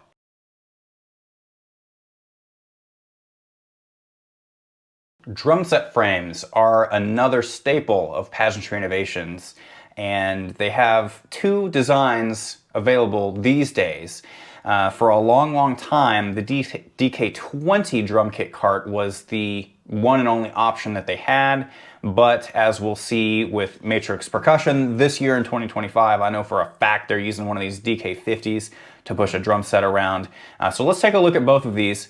Now the DK20, as I sort of mentioned, is the original drum kit cart that has remained the standard since the beginning, since drum set carts became a thing. The carpeted quick drop bass drum lifter system latches in place when raised for transport and easily lowers when in place for performance and rehearsal. And I know that totally sounds like some sales material, because it is. I really just took, you know, a lot of the main information off of the product description. But the idea here is that this carpeted platform can be easily lifted up, and it is pretty easy with this handle, and then there's like this hook thing right here that latches and basically holds the whole platform up in place, which is what allows the whole thing to move when you need to like change zones and all that stuff. There's plenty of space for tons of percussion clamps, and what's also really cool about this frame is that it makes cable management decently easy as well. So the entire thing, as with most everything else from Pageantry Innovations, it's made with that 1.5-inch steel square tubing. So again, pretty much everywhere on this entire frame, you can put a standard square percussion clamp, which you're gonna need a lot of to mount a drum set to this thing. And while I don't have a super thorough and detailed list of what all clamps and what all, you know, tom arms and extension tubes and stuff you'd need, that is something that I think I'm gonna try to put together with my friends at Forney High School, which, by the way, I highly recommend. Check out the audio system walkthrough video I did for Forney High School in 2024. They acquired a DK20 drum kit cart, and it was an older one that I'll mention some differences about here in a second. But they've got one, and I did the cabling and the wiring for that cart last year, and so I highly recommend check out that video walkthrough to see how I did the cable management on their DK20. Now, the discrepancy, the difference that I mentioned has to do with this arm, this like snare drum extension arm thing here. Let me see if I can find the zoom in on this. Yeah, this thing in the corner, this was not always included with this cart. I think this is a newer thing, and I'm not sure when they started adding this as like a default inclusion with the DK20, but I think it makes a lot of sense. This is where you can mount the snare, because for the longest time, it was really difficult to figure out how to properly position the snare drum in the correct spot. So this is a great addition to this cart. I don't think it includes 2 square clamps with the cart, because I can recognize off the bat, these clamps here are the Tama JS38P or something like that, or the J38SP, I think. It's the Tama square clamp. And I don't think that PI is including square clamps with this little extension arm for the snare drum. So just something to keep in mind. But the general idea with this is that you're gonna need a ton of clamps anyway. And I'm wondering if on their website, I wonder if they have photos of this thing put together. They don't. They're just focusing on the cart itself, which is fine. But yeah, here's like another idea of how you can mount this thing. We got a couple of PCX 200s from Pearl on the side post there, pulling this thing in to mount whatever they want, probably a snare drum or a hi-hat, either way. But the DK20, again, this is like the de facto, the standard, the industry standard drum kit cart. And there are other companies that basically do a very, very similar version. I'm not gonna say it's identical, but Pageantry Innovations, they were the first to do it. They were the first ones to come out with this style of drum kit cart that's very minimal. And I believe the front to back spacing allows it to pass, like when it's in transport mode, it allows the entire drum kit to fit through a set of double doors, which if you're gonna be doing indoor drumline or any, like even jazz band or anything like that, that is crucial to being able to navigate through a school. So the DK20, that's, again, it's just the standard. It's been around, you've probably seen it, and if not, I highly recommend checking it out. The DK50 is the newer one on the market. I don't know if this was like a last year release or if it was a this year. I just can't remember off the top of my head. But this particular design is built with a large raised platform that raises the entire kit and performer.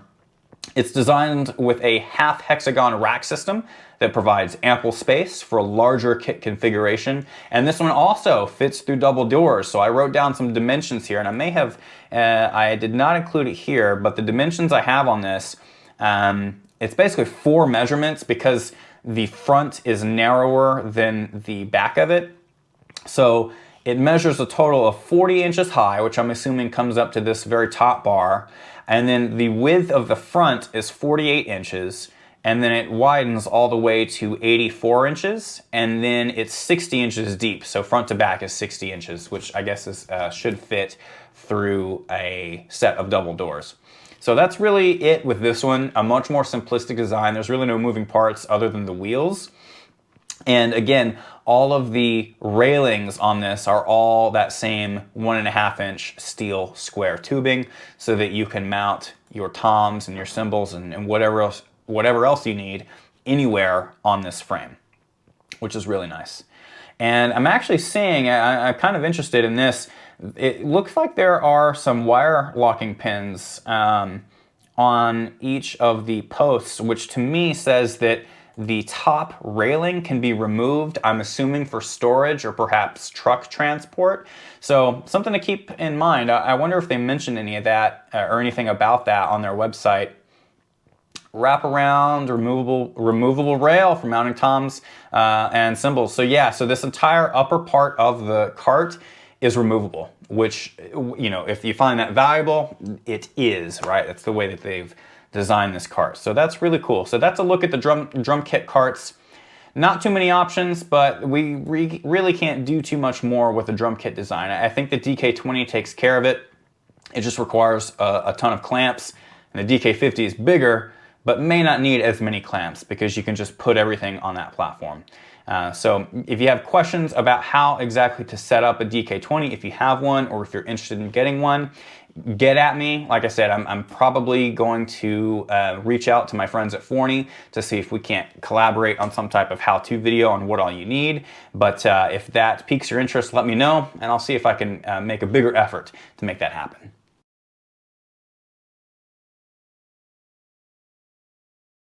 Pageantry Innovations has a category of cart that they have labeled as utility carts, and we have two options of utility cart. We've got the FC10 floor cart and the GC10 gong cart. Now on my website, I have the floor cart under the utility cart like page here, FC10, but I've listed the gong under acoustic instrument frames because that's sort of what it is. So I'm using their website since they have these categorized together and on the same page. Now the FC10 floor cart, this is built for indoor percussion or winter guard programs to fold and easily transport their tarp like on top of. So, you know, indoor groups, they have those big floors, they have to fold them up and then load them onto this. I definitely wish we could have had something this cool at Matrix back in the day when I was a member, because I'm pretty sure we just had like a flat cart that we had to like push. So this is really nice with the handle, the fully welded design. This is certainly a great way to go. Now the swivel casters are under the handle. So normally with like a mixer cart or something, all four wheels are going to spin 360 degrees. But with the FC10, what they've done is they've put the swivel casters underneath the handle, and then the casters on the other end are fixed in place. And that's just to make sure that the cart doesn't go in an unwanted direction, because those floors get really heavy. So that's something to keep in mind, is that the wheels under the handle are the ones that turn, and then the ones on the other end do not. And I believe, yes, I've written down the measurements of the deck space that you have on this thing is 27 inches wide and 51 inches long. So that should be plenty of space for your indoor tarp to get folded up and placed on top of this thing. And one thing that might be cool is if they added like eye hooks on here to like strap down your tarp. I don't know if that's necessary. It's been a long time since I've been involved in that capacity with an indoor group, but it could be something that gets added. I can only imagine that for loading this thing onto like a truck, people are probably doing a ratchet strap just like around the whole thing, around, you know, width-wise and then length-wise to make sure the floor doesn't go anywhere. But that's the FC10. Not too much to it. Real simple, real straightforward design, but it's built well and you know it's gonna last. The GC10 gong cart, I think, has an interesting design in a good way. And let's see what notes I wrote down. God, my voice is starting to go here, excuse me. Let me see what notes I took down about the GC10. It fits gongs up to 40 inches in diameter. It's built with the standard 1.5 inch square steel tubing. and it's got industrial grade J-hooks at the top that actually can be positioned in 3 different pre-drilled mounting spots. It's got the all-terrain casters, and here's the interesting point that I really like. It has a drop design that lowers the center of gravity, so it makes it a little bit more stable on those windy days. I have definitely seen a fair share of gongs go down because it's been a windy day. So this drop design I think is really clever because it helps lower that center of gravity, giving it a more stable base. And again, with that 1.5" square tubing, you can add extra accessory instruments to this thing. Again, I've been saying wind chimes all day because that's what comes to mind, but you can mount any number of other accessory instruments off of the side of this thing. And then the J-hooks at the top, I wonder if they have a close-up. There's a close-up of the drop-down design, and here's a close-up of the different mounting positions. So depending on what size gong or tam-tam you have, you can reposition the J-hooks to best suit the particular size of your instrument, which I think is really clever, and I think it speaks to the level of detail that Pageantry Innovations puts into their designs. They really make sure that you've got the options that you need and that are going to be helpful. So there's a quick look at the 2 utility carts offered by PI. Real simple designs, real straightforward, but again, main takeaway is that these are built to last and will be around with your program for a long time.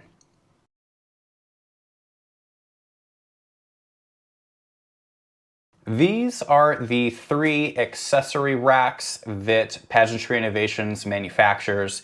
They used to have some more options, but I think they've pared it down to the most popular this year because, for example, you'll see here what was the AR20 is no longer available. It's been discontinued, and I straight up took that one down from the website because I had never sold one. So in any case, we're left with the AR10, the AR30, and the AR40 accessory racks.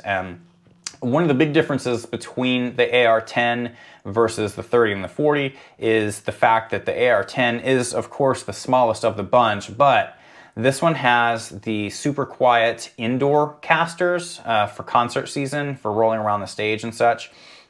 So these are probably a little bit easier and smoother inside, I would imagine.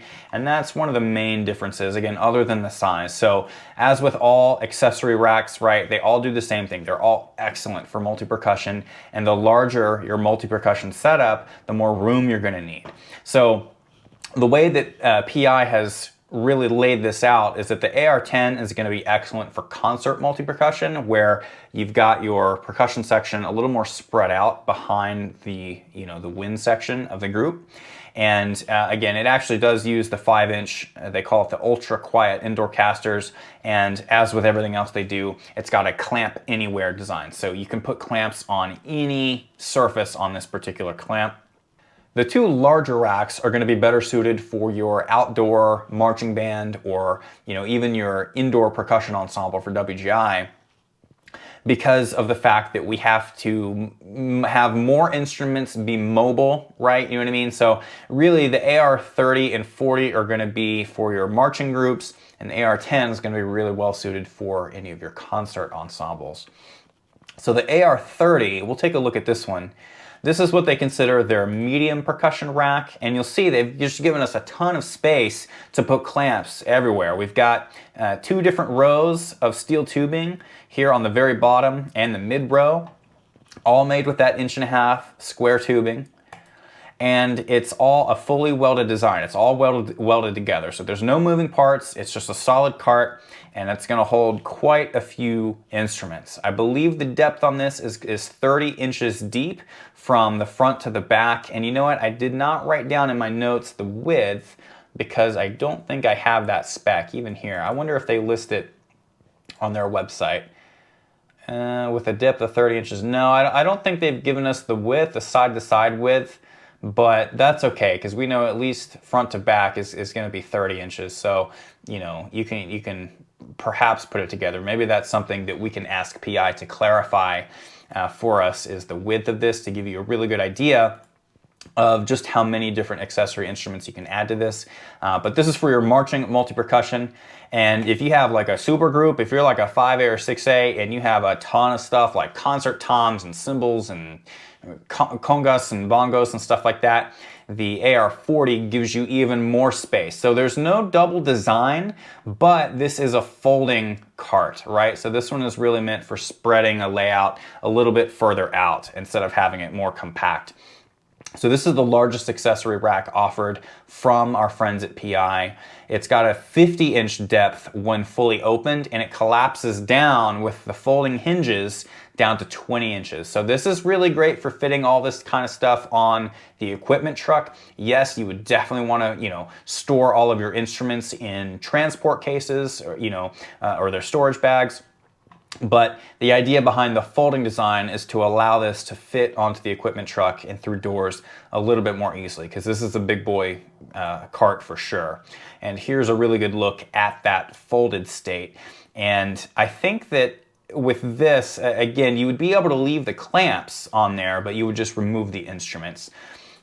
So that is a quick look at the accessory racks. Again, we don't really need to go into too much detail with these because it's a real simple design.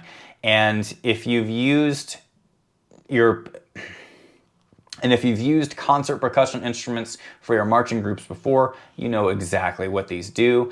And again, I would recommend stocking up on your square clamps. Make sure you have enough of those.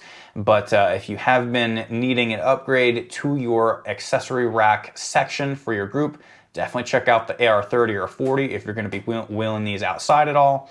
Or even for concert band season, the AR10 is going to be an excellent upgrade to be able to easily move a lot of your instruments all together.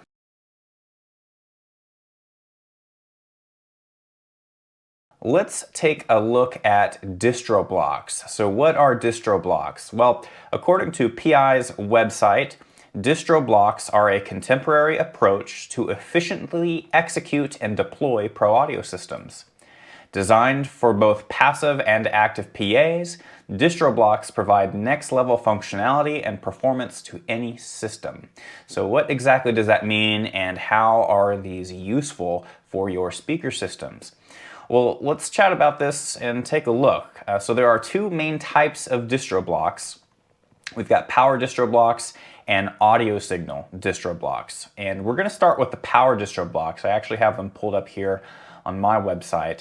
And essentially what we have are really fancy and very rugged power strips in essence. So let's take this one here. This is one that I quote pretty often. In fact, I would say this version and this version, the DB-EDS4 and the DB-EDS2, I list on quotes quite often whenever I'm speccing out a new speaker system. So the DB-EDS4 receives in, so it receives a PowerCon cable.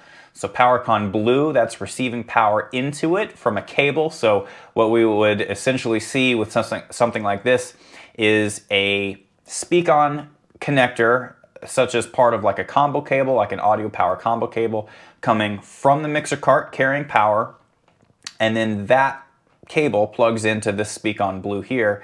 And on the top, you've probably already noticed, we have 4 Edison-style power outlets that we can plug our speakers into. So this is going to be for active speakers that require electricity to work.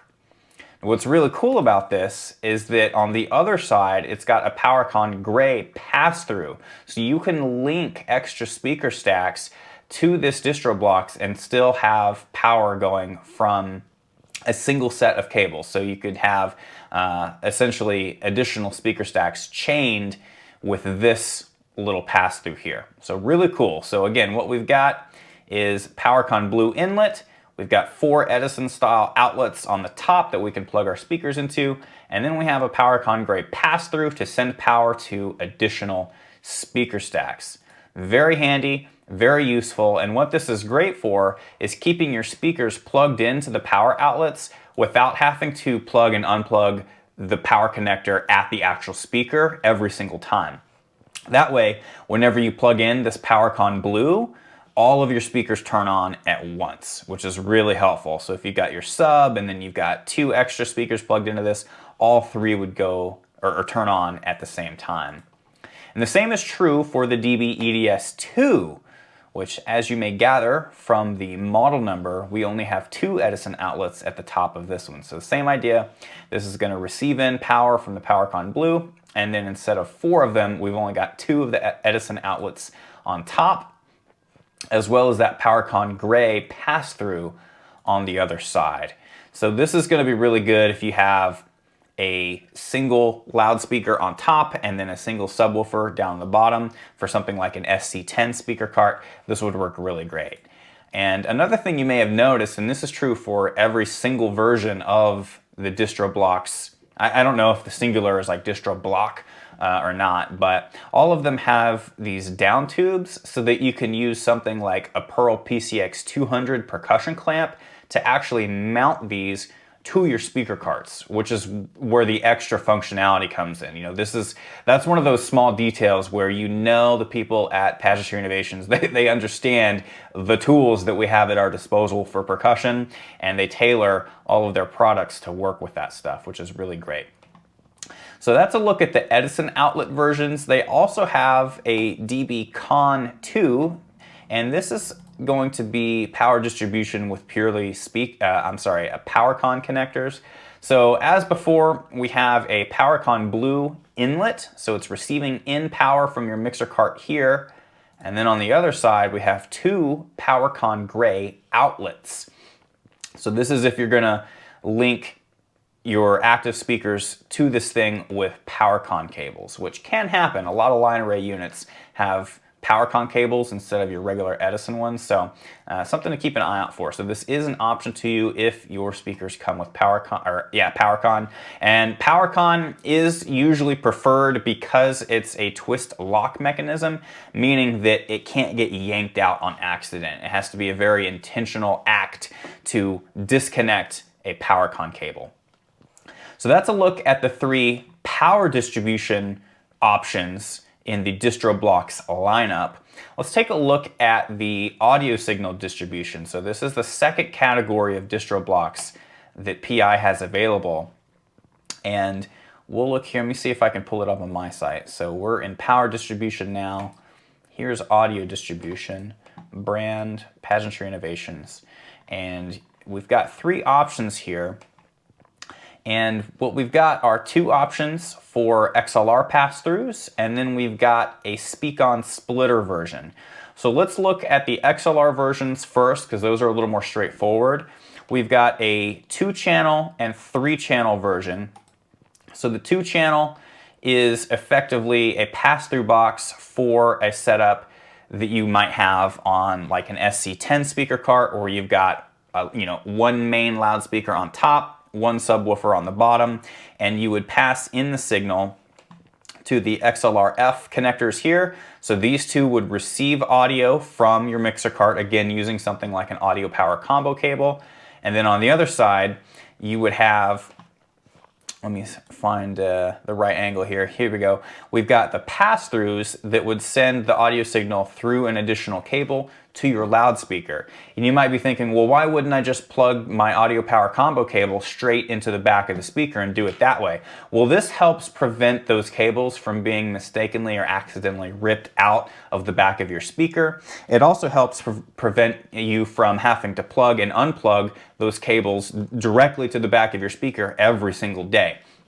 So I actually have installed a few speaker systems with these XLR DistroBLOX, and it's been very helpful to have the extra XLR cables between this DistroBLOX and the speaker, because I get those cables zip tied down to the frame and they're not going anywhere. So the input jacks on the back of the active speakers were safe and protected, and I knew for sure that nothing was going to accidentally rip those connectors out and ruin or damage the speaker, because active speakers are not as easy to fix as passive speakers. So here's the 3-channel version. Again, this might be used if you have a full range speaker on top, a subwoofer on the bottom, and maybe a center fill channel that you're going to pass through to another speaker cart or satellite speaker or something like that. There's a few different things you can do with the 3-channel, but I like that they have both options available. I've not used the 3-channel version just yet, but again, I like that it's at our disposal and it's a tool that we have in our toolkit to build a system that is going to work in the instance that we need it to. Now the Speak-On DistroBLOX, this one has a little bit more going on under the hood. So this is not simply a pass-through. This version receives in, so this is the input on this side with the single connector. This receives in a 4-pole or 4-conductor Speak-On cable, and that's going to be carrying the signal for the full range and the subwoofer. On the other side, we have the 2 outputs. So for example, this one on the left would likely go to the full range speaker on top, and then the other connector on this side would be carrying the signal for the subwoofer. So we would have a Speak-On cable go from this connector down to the sub. So again, this is a splitter box. This is essentially what we have with the Whirlwind connectors, which is what I quoted for the longest time, is this Whirlwind splitter boxes where we're splitting up a Speak-On cable into the multiple channels that it carries. But PI has done their version of it. Again, one of the main benefits of this is that it has the down tube. We can actually mount this with a clamp very securely to a speaker cart and not worry about it coming loose, because with the other version that we just looked at, I mean, I'm really good at using zip ties, but it is a pain to get those things zip tied really well to a speaker cart where it's not going to move and also where it's easy to plug in. So that's the other thing. So the Pageantry Innovations version, it just makes it a lot easier to position these things where they need to go securely, where again, it's not going to move, it's not going to fall off the cart, but we can also plug into it very easily. So that's a good look at all of the available options that we have for the DistroBLOX lineup.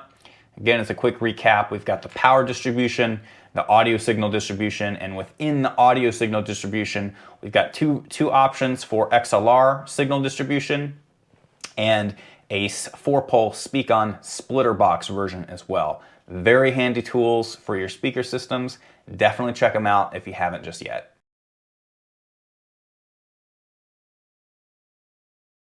PI offers a pretty wide range of accessory items as well, and we're going to take a look at these on their website because they cover a few different item categories. And so on my website, I have these split, between a few different category options here. So since PI has these all together, we'll just stick with their web pages for a few minutes.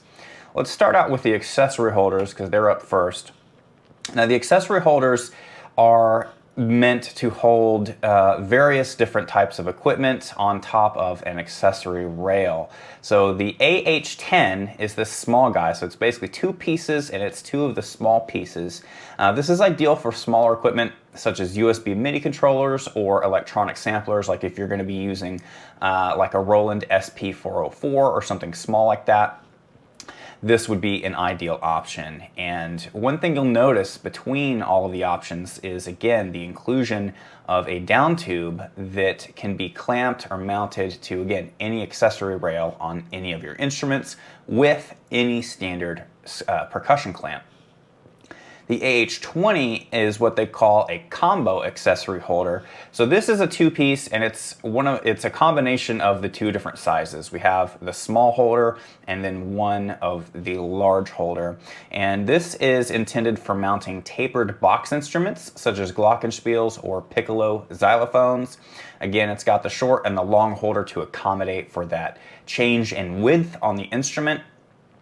And the post on the long holder is removable and can be repositioned in a few different places. So if we zoom in, you'll see these little holes have been pre-drilled along the holder. And so this is so that you can remove the down tube or the mounting post and position it in different spots based on whatever your configuration needs to be. Now the AH30 is just basically 2 of the long posts. Again, we have the down tubes that are removable and that can be repositioned based on your required setup. This is going to be great for mounting larger items such as the Pearl mallet station, a Zen drum, or any other larger synthesizers. Both holders have the removable posts and can be attached in multiple positions. So yeah, so we already covered that. So the the accessory holders, these give you supreme flexibility in mounting different equipment items and different small instruments on any of your accessory rails. So real handy stuff. Again, any of those can be used with a standard percussion clamp. Now the cable managers, this is going to take us all the way back to our speaker carts. So usually these are going to be found on a speaker cart, and I would actually advise using the Pearl PCX 300 clamp for these because these need quite a bit of clearance in order to fit. So if you want to have the most flexibility with where you mount these on your speaker cart, use the PCX 300. That's the one to go for sure. So the cable managers are exactly for that. They are for managing and storing your long cables that go from your speaker cart to your mixer cart.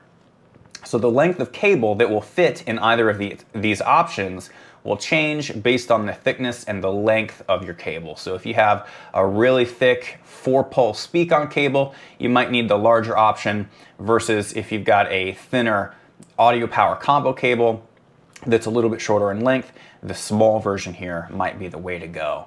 So the CM10 is ideal for cables up to about 50 feet. It's got 11 inches of internal depth with an internal cone for keeping cables from tangling. So that's really the secret sauce that makes this work, is the cone on the inside helps prevent these long cables from getting tangled up. Granted, yes, you need to store them in there properly, but this little cone that's inside there is one extra step that helps ensure that you're able to pull those cables out, or rather your band parents are able to pull cables out without a tangle happening. And that's happened to me before where the cable just wasn't prepped quite right and I went to pull the cable out and it knotted up and it was just bad news. It just, you know, it's one of those things that you don't want to happen. It can be embarrassing and it can be not a good look. So you want to have that organized deployment of your cables. It really makes a difference. It really helps. Another really neat thing about the design of this, so it's not just a bucket, but both options have, again, the down tube so that this can be mounted, as we've discussed, to your speaker carts. And they've also included a feed-through hole here. So this is really helpful. This little hole on the bottom allows us to feed the cable through the end that plugs into the speakers so that you can leave the connectors for your cables plugged into the back of your speakers and have the entire top portion of the bucket up here for the deployment of the cable to carry it in to your mixer cart. So really handy that they've included that, because what you don't want is to have the entire cable in here and then have this, you know, the side that goes to the speakers have to loop up and out the bucket. That could just lead to more tangles. So the whole design of this thing is so that you can mount it. You've got the cone to help prevent tangles, and you've got the feed-through hole to make sure that the end that plugs into the speakers doesn't get in the way when cables are being deployed. The CM20, this is the larger version, so this is going to be ideal for cables up to 100 feet in length, but again, that length, it may vary depending on the thickness of your cable. This one has, it's 14.5 inches deep. It also has the internal cone, the mounting post, and the feed-through hole. And again, I would highly suggest using a Pearl PCX 300 because that's a much longer clamp that will allow you more flexibility when you're mounting this onto your speaker carts. And you really shouldn't have to take this off. I mean, you may have to, depending on how you load your equipment truck and what particular speaker cart you have. But the idea with these is to be able to leave your cables plugged into the back of the speakers or into your DistroBLOX if you're using those, and simply have the cable prepped and ready in the cable manager here. So cable managers are for your speakers, your speaker cables. Very handy, very helpful accessory. Moving over to the acoustic instrument world, Pageantry Innovations actually does make a crash cymbal cradle. So this is the CC10, and this is exactly what it describes. This is for your crash cymbals. This is likely going to be mounted on the end of one of your marimbas or your vibraphones, perhaps even your auxiliary rack. And it's a 1 how do I say it? It's a fully welded fixed position design. No thumb screws, no moving parts other than the clamp that you're going to use to mount this to an accessory rail. The mounting post, so this tube here, is 7/8 of an inch wide and can accept standard memory locks, which is super helpful if you have to remove this when you're loading your keyboards onto the equipment truck or your auxiliary rack. And then the actual cymbal receivers are wrapped in rubber heat shrink for ultra quiet transitions and of course to protect your cymbals. I mean, cymbals are not cheap. Those Zildjians they can be pretty pricey. So having that protective design is going to help take care of your instrument as well. So that's the CC10 crash cymbal cradle. Laptop trays are another big one that PI does. So there are 3 size options. We've got a small, a medium, and a large. And the laptop trays are designed to be mounted in their mixer and synth carts along the accessory rail. So these are not going to be compatible with a mixer or synth cart that has the bifold option. So that's very important. So if you've opted in to purchase the bifold top cover, you're not going to be able to put a laptop tray in that cart.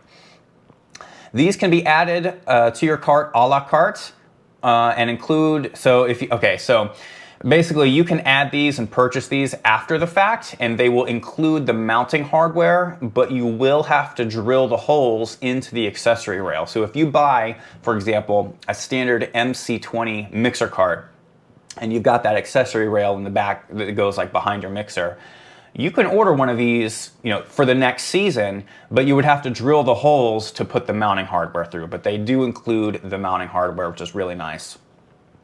The LT10 small laptop tray, this guy, again, is pretty simplistic, but it does the job.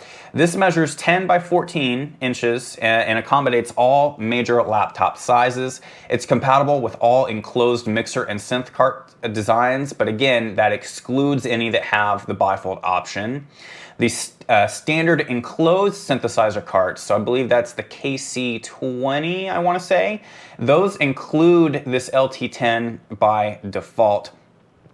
And all standard mixer carts are pre-drilled to accept an LT10. So that's really helpful to know, actually. So if you buy a standard mixer cart without the bifold option, you will be able to add this particular version in because they pre-drill that accessory rail with the hole. So if you add one of the larger laptop trays, you may have to add the additional mounting holes, but they at least, they're trying to think ahead that you may want to add this later on, which is really helpful.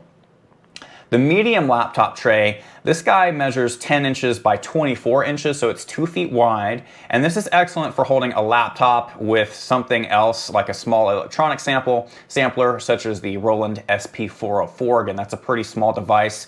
And these are typically installed to order with a synth or mixer cart build. So usually, with the larger laptop tray, we would usually see these installed by Pageantry Innovations when a new cart is ordered. So that's the easiest way to go about that, is to make sure that they install it themselves. The LT30 large laptop tray, I don't know if I've personally worked with a cart that has the LT30. This guy measures 10 by 30 inches wide. And this is going to be great for holding smaller keyboard controllers, like your little 25 key controllers. And like the LT20, this one is typically installed to order whenever someone orders a new cart. So if you order, an enclosed synthesizer cart and you get the LT30, they're going to install this for you at the factory, which is really great. So again, these are just little holders for your mixer and synth carts that are designed to accommodate different sized equipment, mainly laptops, but you can extend that to other devices as well. All right, so the 4U rack, this item is actually pretty interesting because there's a few different ways that it can be used. So the R4 4U rack is a 4-unit rack space box. It's available as a standalone rack space unit or as an add-on for mixer and synth carts. This can be added to the top shelf of any mixer cart, but probably not the MC10 because again, that one's a single wide, right? That top shelf is going to be designated for your mixer. or enclosed synth cart. So this can be added to the top of any of the larger mixer carts or enclosed synthesizer carts at the factory when ordered with a cart build, or it can be ordered after the fact and added and mounted to a top shelf with the use of additional drilling. So if you wanted to mount this to the top shelf of a mixer cart you already have, you can totally do that. You may just have to drill the holes through the top shelf and through the bottom thing here yourself. And this is actually what we had when I was on tour with Phantom Regiment back in 2016. We had the MC25, which, as we've discussed, has been discontinued, but we had a TF5 like on the left main part of that top shelf, and then I had all of the wireless stuff in one of these on that top shelf next to the TF5. So this is really useful if you're going to be adding extra wireless channels and you want to have them up top on the top shelf so that it's a little easier to get to, so that you can monitor your frequencies and your signal strength and all of that up top instead of having to kneel and bend down and look at the main rack area. So this is a really cool addition for that type of stuff. This can also be suspended in the storage bay of the MC30 as that drop down add-on that we discussed earlier. The big difference is that it's not going to have these ABS plastic side panels. It's just going to be the steel frame, and then they mount it in that storage bay area and they suspend it from the ceiling. So real helpful look, real simple piece. I wish I had one of these in the house for some of the rack gear I have, but I don't necessarily need anything this rugged here in the office. This is what you would want though for marching band or indoor drumline, where we're hauling our stuff all over the place. So the R4 4U rack, super helpful piece of kit. I've definitely used these and seen these out there in the field. Very helpful to have that extra rack space.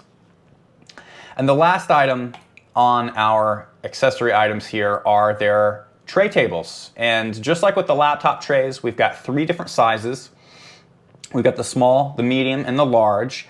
Each size option, so all 3 of these, are equipped with high density foam on the top for safe, quiet storage area for your instruments.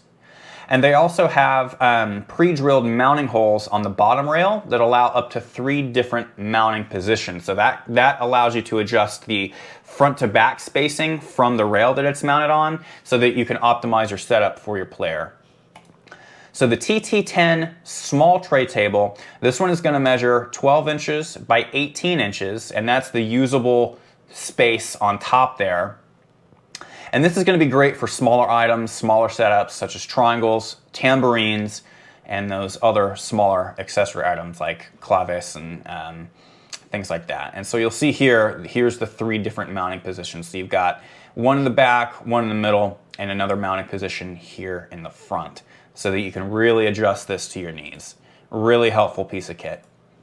And again, that down tube, the down tubes on all of these are going to work with any of your standard percussion clamps, as we've seen with all of the equipment from PI.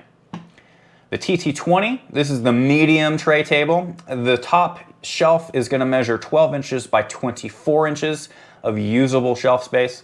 This is going to be large enough to accommodate a variety of accessory percussion instruments, as well as sticks, mallets, beaters, and if we're going to go back into the electronics territory, even small format USB MIDI controllers or electronic sampler instruments. Again, if you're using a small 25 key MIDI controller or something like the Roland SP404, this would be a good fit for you, which that would be helpful if you're going to include some sound effects and some samples in your accessory, your aux rack percussion music, right? That you could put your electronic instrument on this and that student can play that part.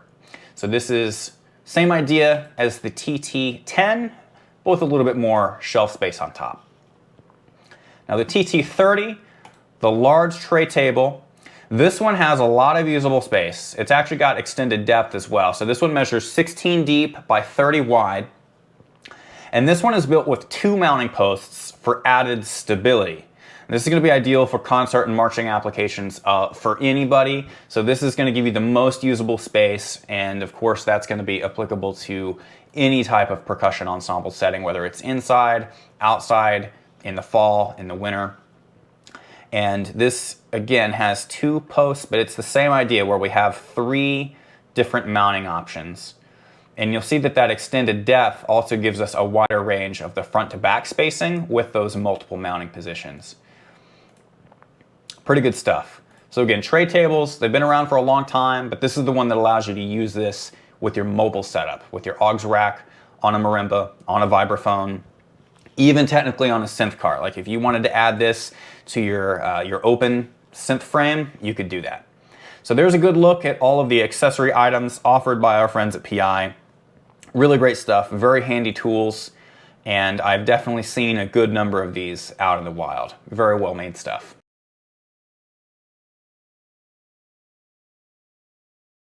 This will be a pretty quick segment just covering the drop covers offered by PI. This is an item that I actually need to add to my website. So again, we're on the Pageantry Innovations website, and drop covers, these are available for all enclosed synthesizer carts and mixer carts, including the AB10. You'll see we've got an example of that here. Their drop covers are made with tear and water resistant PVC fabric. They use Velcro to latch closed, and they protect carts from scuffs and scratches, especially when you're loading these things into the equipment truck. The more important thing to me though is that water resistance. This is a really great item to have to help protect from those sudden rainstorms that absolutely happen during the marching season. And I think of these as sort of like the professional version of a tarp, right? Where normally when we're gonna tarp up, we have to make sure that the tarps are of the correct size.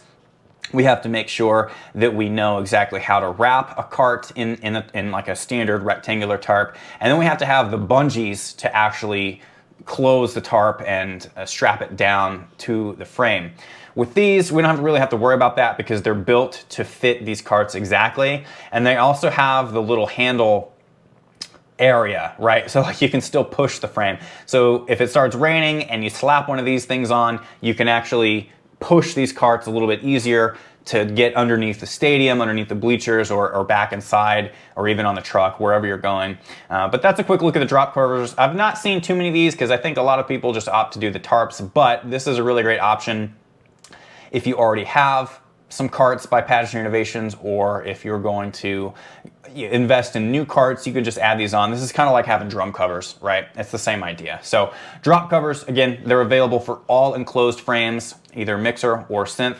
It'd be cool to see them do a version for their speaker carts, but I understand that's a little more difficult because of the variety of sizes and shapes of speakers and the fact that they do custom sizing for speaker carts. So I'm pretty sure for the time being, we'll see these only available for the enclosed carts. But again, very helpful item to have, real simple, real straightforward. There you have it.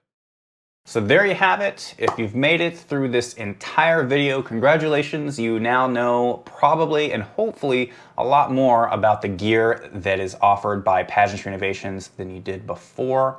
Again, as a recap for some things to continue to look out for here in 2025, we do have a release of some new products that PI is expected to do an official launch of here soon. That's going to include the GSX and GSX Pro Series speaker carts, the PA on the go, and their mic rollers, which I don't think I actually touched on in this video, but once PI does their official release on their website, and I'm sure they're going to put some content out about those items, I'll be doing another video to go a little bit more in depth once I have more information on those planned releases for this year. And as another friendly reminder, Microphonic Designs is an authorized dealer for Pageantry Innovations. So if any of the equipment that we've covered piques your interest or could be very useful to your group, please get in touch. You can do that, by the way, by going to microphonicdesigns.com and then go over here to the Get in Touch button. This will take you to my contact page, and then this form here, you can fill this out, let me know what you're interested in, and I will get back in touch with you with some of those details. Thank you so much for taking the time to hang out with me today and learn a little bit about some of these awesome products. Again, if you've got questions, get in touch. I'm more than happy to help, and I will see you in the next one.